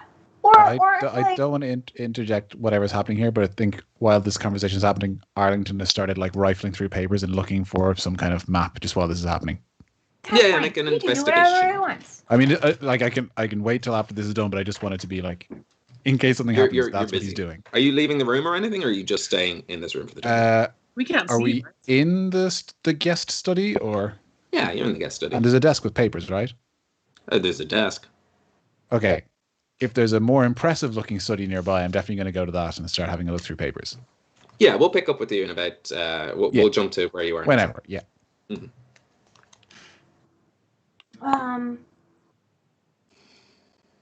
Oh, I was gonna say, if you're just learning where the roads are in an effort to like make sure people don't die, that's a thing we can totally do, right? Yes, because that is something that we were talking about, right? If we know where the roads are, we can potentially tell everyone across Hibernia to walk onto those roads, because that's what she's using. That isn't stopping her. That's exactly. Maybe I would say collaborating. I would hope. Yeah, that sounds fun. Okay, I mean, thank you, Ted. I really don't want you to feel like I'm tricking you. I don't know, Spritz. I thought you'd like that. I just mean that like collabing is in like you're not really collabing. You're just sort of doing a thing and then like kind of say Rua's involved. Like she's not involved. It's like a post collab. It's like, well, I did this thing. I'm collabing with, you know, the Demon Prince, but like Demon Prince doesn't know what I'm up to. I'm just saying, like, I'm just saying credit where credit's due. Don't take credit from Rua's plan. Like, and I'm Biggie, full cards on the table. I would love you to stop Rua, but hey, that's just me. That's fair. That's a good. Maybe collaborate isn't the right word, and that, you know, she doesn't really.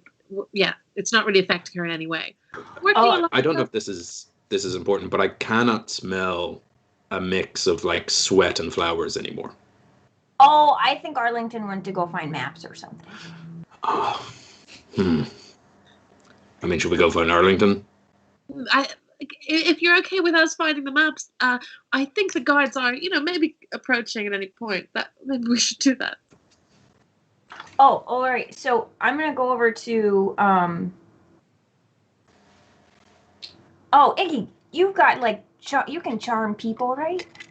Yes, I think. Go charm that forgetful man to trust us. Oh wait, charm. Or just, you know, friend. Oh yeah. Well, that's why I was thinking I could just kind of. So what's he doing at the moment? Is he like? He's just eating his fist. Okay, then. Oh, fist. Sweet. I'm getting it one by He's one. Beginning to remember. Good. I thought we were gonna have to really convince him of something. Forgotten literally everything. Well, can I kind of just like put my arm around him and just bring him with us, so we just know where he is? Are we gonna have like a romantic montage of Iggy like slowly teaching him to dress himself and eat again when they fall in love? Finally, someone who knows less than she does. It'd be like regarding You're so Henry. wise, Iggy. Yes, I am. Come along. Really feeds my superiority. A dependent. It's what Iggy's wanted this whole time. Exactly. Yes. I'll be a mother to you, a good mother, a mother who's there. Not like my mother.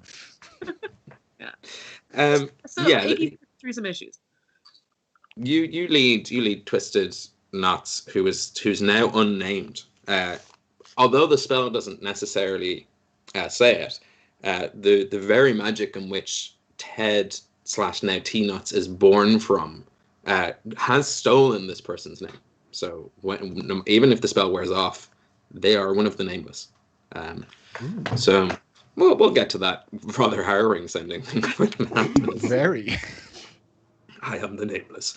But yeah, you managed to lead them around the place. Arlington, you're about 5-10 minutes ahead of the group. So when you leave the study, you're faced with another door straight across from you and a hallway down to your right. The hallway has these 2 stairways going up and down. I will go upstairs. I'm Upstairs. going to look for any room that has like desks with documents or planning tables or anything like that. Nice. You run upstairs. You're immediately something sort of brushes against your leg, and you look down and you see a tiny, small, like maybe even a foot by a foot, just gelatinous cube that is like, and just seems to be kind of like It's a baby cube. trying to rub against you. It's a micro cube. They breed them special if you order. It's really adorable. Does it seem like it sees me, or is it just because I made physical contact? It kind of has a feeling I'm there. Yeah, noise and sound, and I mean, gelatinous cubes don't have anything except for. Yeah, I mean, it doesn't have eyes. Gel. Yeah. Just seem to approach you. This is a flubber heavy episode. I tiptoe past it. I think I'm gonna keep going. A slow and steady pace, it just follows you around. No damage. It's just Shoo! I can't feed you. I've no food. I don't want a pet. By the end, I'm excited about this buddy cop film. So am I. You're getting to learn its different bubbles and noises of emotions to it. Like, there's 2 bubbles like left behind in the hallway. You open a couple of doors. Some are locked, but I don't want to play for you. I presume the locks of a normal door are no match for just an overenthusiastic door opening from Arlington. That's my actual class. Before I start getting too enthusiastic with doors, do I hear or see the sounds of any other people in the building? Absolutely not.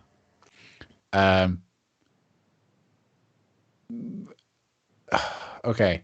So are there a couple of locked doors, or is it just like I found one particular door? I'm basically trying to see like which is the most suspicious looking door, I guess.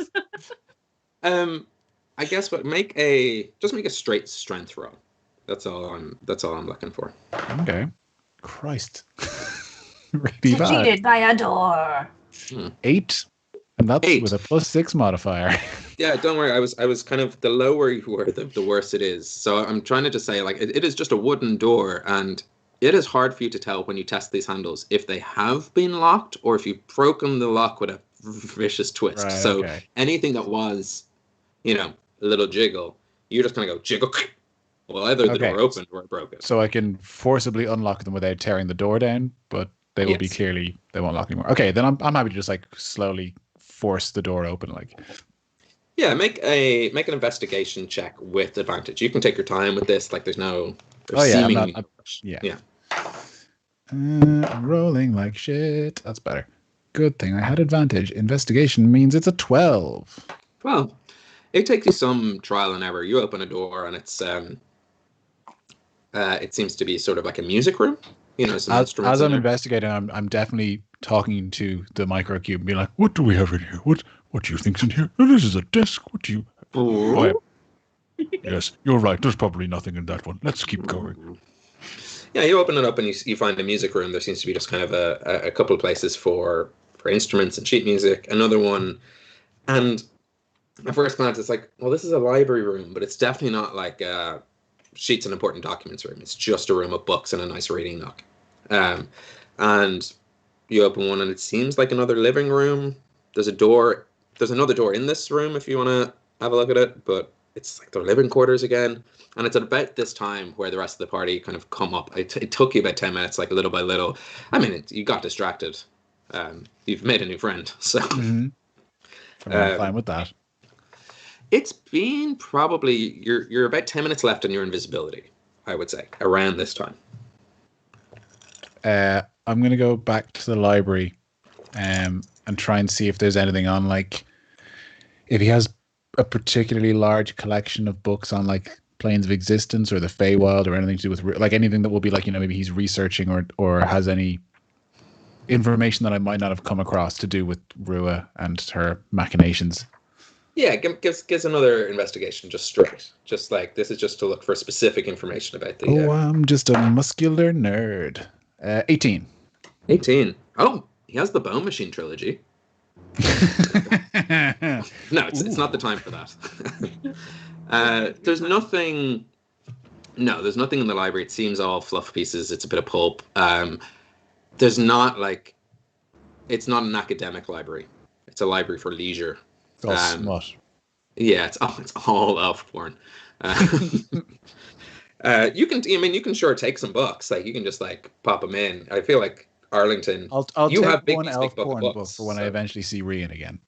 Yeah, and using Bigby's big book of books, you can you check off different things. You're like, oh, nice, but there's nothing under the kind of academic section of plane shifting, world shifting. There's a really slow read about the different types of granite and rock you could use for roads. You actually do come across, with an 18, you do come across some notes inside of a book, which is like, road infused with iron, new building material, ? And he seems to be playing around with this idea that iron infused roads might have some sort of magical or alternative benefit. Okay. Is there much, I mean, I know they were involved with building them, but does this library have much to do with road building? No, not really. Okay. This you get the feeling that he's new money, and he bought the bookshelves before he had the books, and now he's just like, a couple of the books have that thing where if you line up all the spines, they make a picture. You know, doesn't seem like much of a reader, more of a shower. Okay. As I'm going through these books, I'm definitely reading them out loud to my new cube friend. Yeah. And some of them, they react to more. You get the feeling, oh, nice. The little cube that could is one of the books. And maybe it's its favorite book. There's nothing really in the library. And as you kind of come back into the hallway, you hear just footsteps coming up the stairs. As I walk out of the room, I think whoever's coming up the stairs hears me turning to the cuboid and saying, "I'm going to call you Bandit." Oh, nice. I don't know if this cube's going to, like, I suppose you could pocket it, but... I mean, unfortunately, I would now die for Bandit, so... Yeah, it's part of you now. Bandit equals cube. Nice.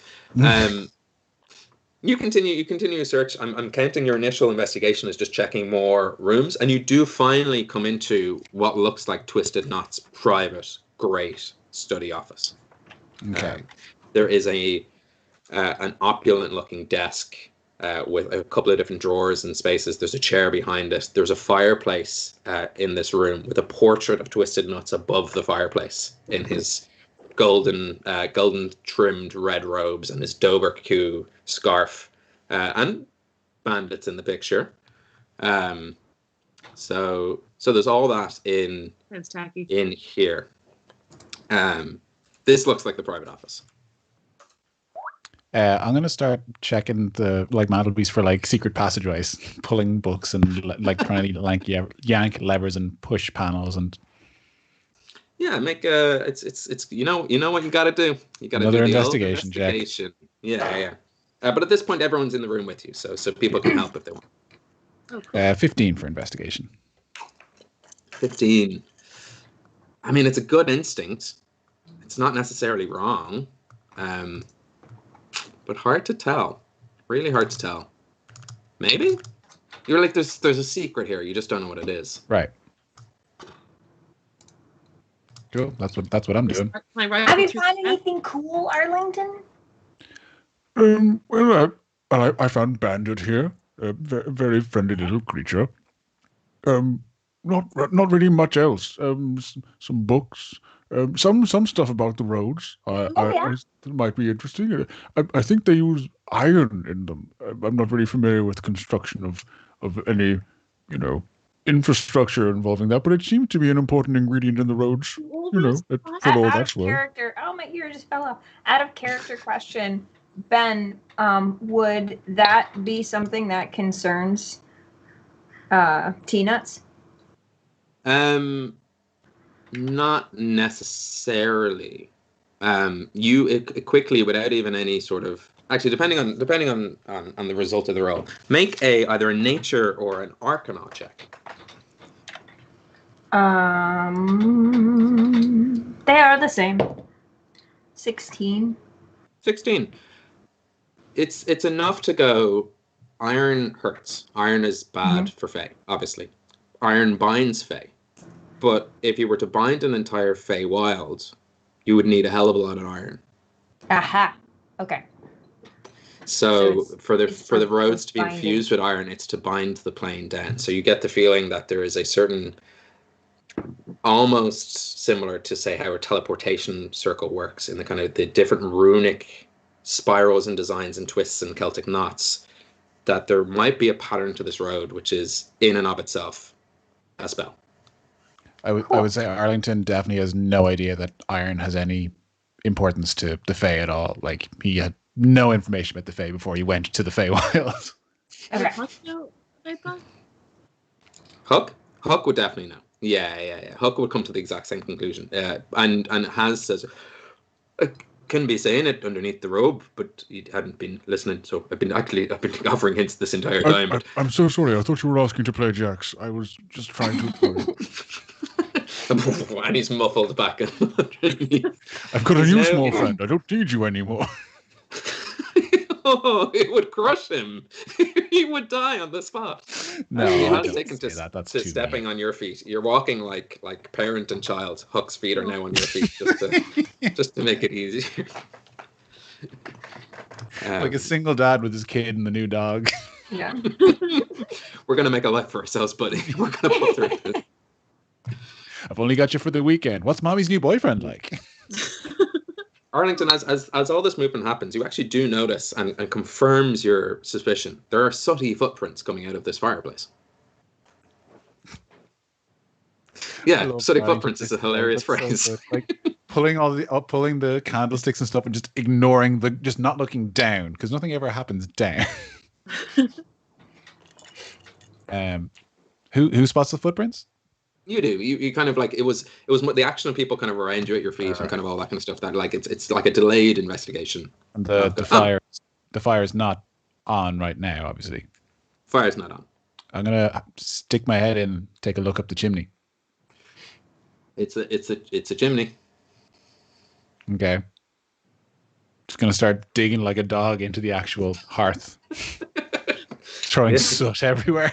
Arlington, what are you doing? Does it look like the fireplace is exploding to us? Yeah, because you can't see Arlington. It's just. Okay.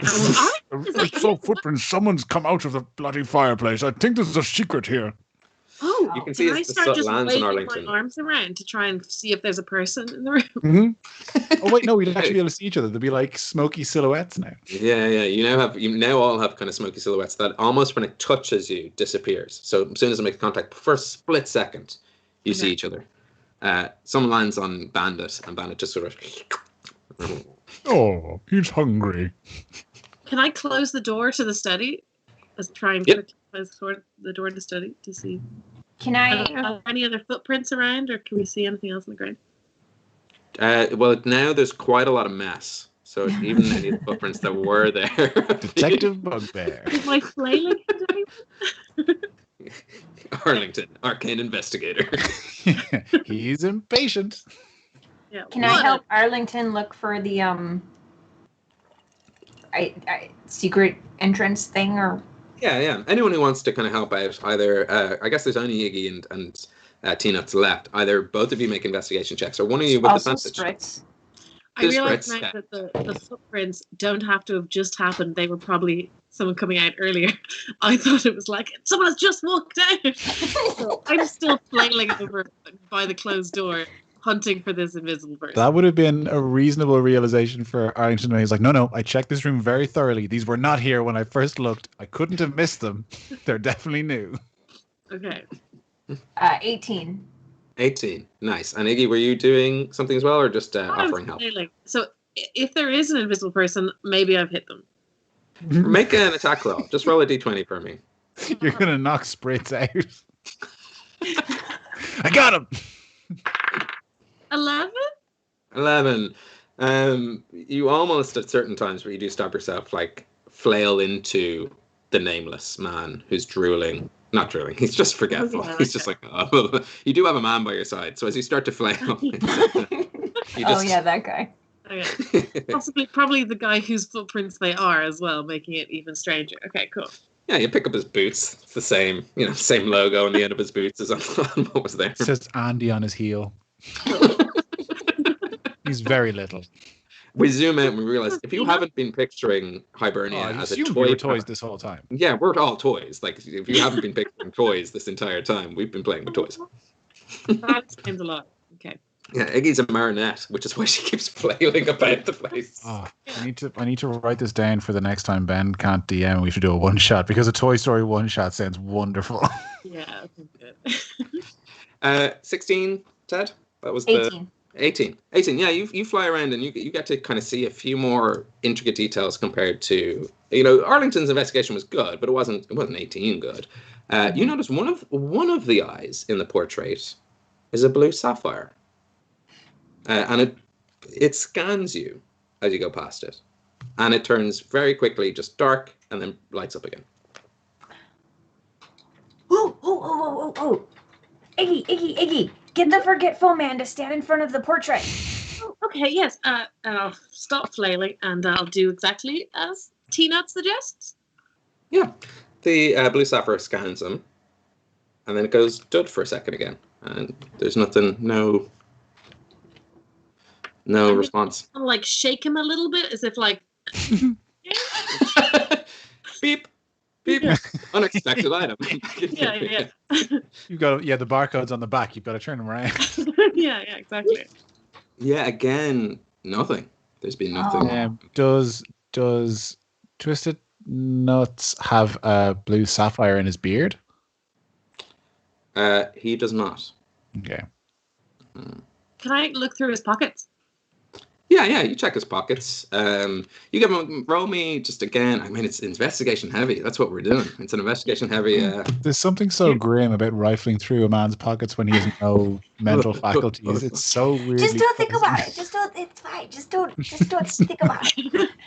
And that was 23. 23. You give him a good old patting down. In a respectful, comforting, eternal way. Yeah. Let's jump back up to the description here. So you check underneath the taxidermy Dovaku he wears.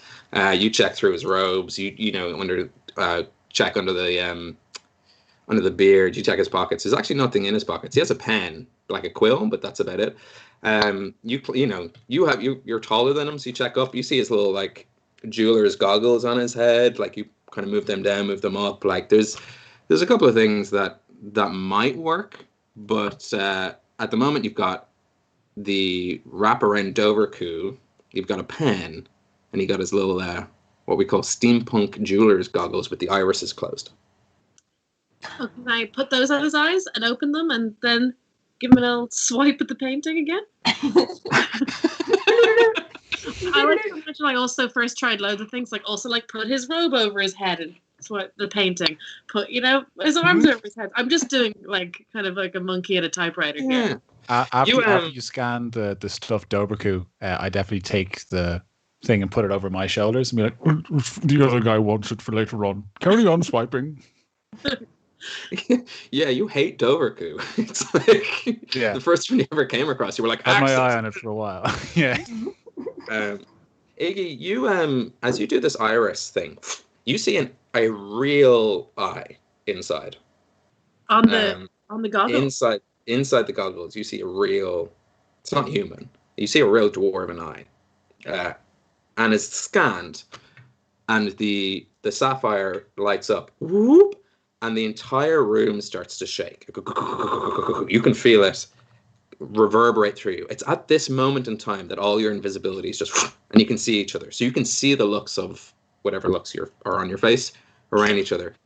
As the fireplace itself just lifts up into the chimney, revealing a small dwarven-sized passageway behind it. I am very tempted to end the show here because it seems like a good place to end it. Yeah. But we could go for like 10, 15 more minutes if you want to get closer to it. No, let's end it here. That's a fucking. I thought you were going for like a purred happily ending. It's like, I am ending the show here because it is tense. Yeah, well, that's what I mean. That it's like. No, that's a good ending point. Nice Yeah, we're on a threshold. We're on a literal threshold. and we're all Exactly, very yeah. dwarf-sized. Yeah. It's fine. Yes, we're all very, very dwarf sized.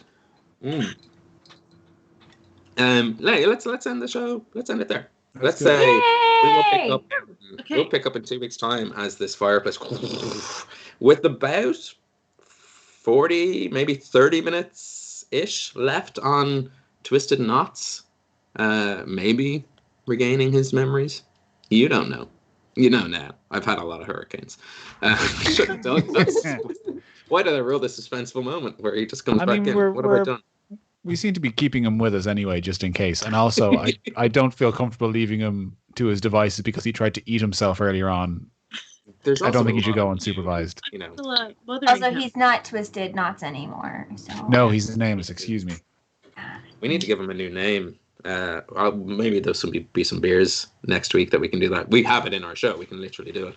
Yeah. There's also D&D 5th edition rules. There's a lot more of you than there are of him. Unless he's some sort of major dragon, I think you're okay. Plus, we have Bandit, so he doesn't stand a chance. Bandit, feed him to me. Oh my god, we could just feed him to the gelatinous cube a minute before it runs out, and he'd just be absorbed into it. It is a tiny cube. Like it will take it a while. The tiny cube, I assume, is like some surveillance thing that I like. That they're like that. Arlington has now accepted this like microphone spy kit as his personal friend. You know, Iggy, have you not realized you are the microphone spy kid this entire time? No. Yeah, we'll pick up in 2 weeks' time. We will be back right here on this channel or right here on this pod. Before we go, Ash, is there anything else where people might find you in the next 2 weeks? Well, I was going to say the full name of Los Angeles, yes, unless you want to hold that till next time as well. Let's find out the full name of Los Angeles. Okay, so the full name of Los Angeles is, so there's actually, Los Angeles is actually the nickname of the shorter version of the longer name. So like there's a shorter version, which is El Pueblo de Los Angeles, which is the City of Angels, literally. But the full name is, and I apologize for anyone who speaks Spanish, because I'm not great at it, but it's Nuestra Señora la Reina de Los Angeles de Puercoancula. Which means? Our Lady, the Queen of Angels, Puercoancula. Yeah. Why did they change it? That's way better. Yeah, they just changed it, shortened it to Los Angeles. But it was like first named after her, and then it was like El Pueblo de Los Angeles, and then they're just like, well, just the Angels. We'll just call it the Angels. And then they were like, that's too long. Let's go acronym that. LA, yeah, LA. Yeah, it's like 40 years. What's your log line for the city? Give me the elevator pitch. Just it's Angels, is it? I'm a busy man. I'm making stars here. Yeah, they're so busy down there. That's so much better. Too many words. LA. Yeah. Can we shorten it further? La. Yeah. Well, we also call it La La Land, but that's actually getting longer. Mm. Yeah. That's a good. Yeah, you got to revolt against it. That was good. I was on the edge of my seat. That was worth the wait. That was a proper reveal. Right. There should be some subscribe buttons for the show. Over us around this time, some of those YouTube cards. If you don't subscribe to the show already, please do. It really does help. It's a click for you, and it's a warm hug for us.